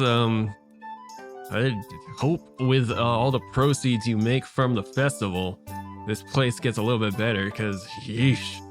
But the other place apparently ran out of stock on everything, so I guess congratulations in order. We will be presenting early in the morning some wares of ours, so just to make sure everything's stocked, and of course probably help you tidy up a bit as he's looking around and there's just vomit everywhere. Like, any help is welcome, Pierre. Are any of us conscious head at up this point? temporarily and put his Huh? head back down. Are any of us who passed out from vomiting from being? I mean, they're just vomiting and you're like, ow, you probably didn't finish it. Oh, you were just vomiting. You didn't Yeah. pass out. Yeah. Well, no, we Those- vomit and then we eat stuff to work. Yeah. Because like, so we did it, lads. Oh, yeah, now get them back to work. Yeah, clean this up. This place looks horrid. And get that man a room. And he points at the halfling who's passed out over his drum, snoring. And yeah, that's where we're gonna end it. You all surprisingly did this. Do we make any money from this? Oh yeah. I mean, you guys make your wages. You're getting paid a silver a day, which you get So, 2 silvers for the whole thing. I guess 2 silvers for the 3 days for doing the extra work. But yeah, that's it. Congratulations, you managed to save the Salty Dick&Tits. We're so much. I was so close to being like, you guys failed, and like they have you guys condemned or closed down. It's just the lesser of two bad ends. Yeah, it really was. Yeah, and what really sealed it was the food, because I was like, if they don't get this, then yeah, it's just closed. I really thought there was going to be a fight or something, but I like that there wasn't a fight. That was tried. different. Yeah, I was. It came close. I was about to do something like that, but How the fuck do I add money? you guys were rolling like shit. It's under- it's a one shot. So Yeah. Dude, the dice hated Tessa. Yeah. We rolled natural 20s at the beginning, and that took all of our good luck away. How do I add?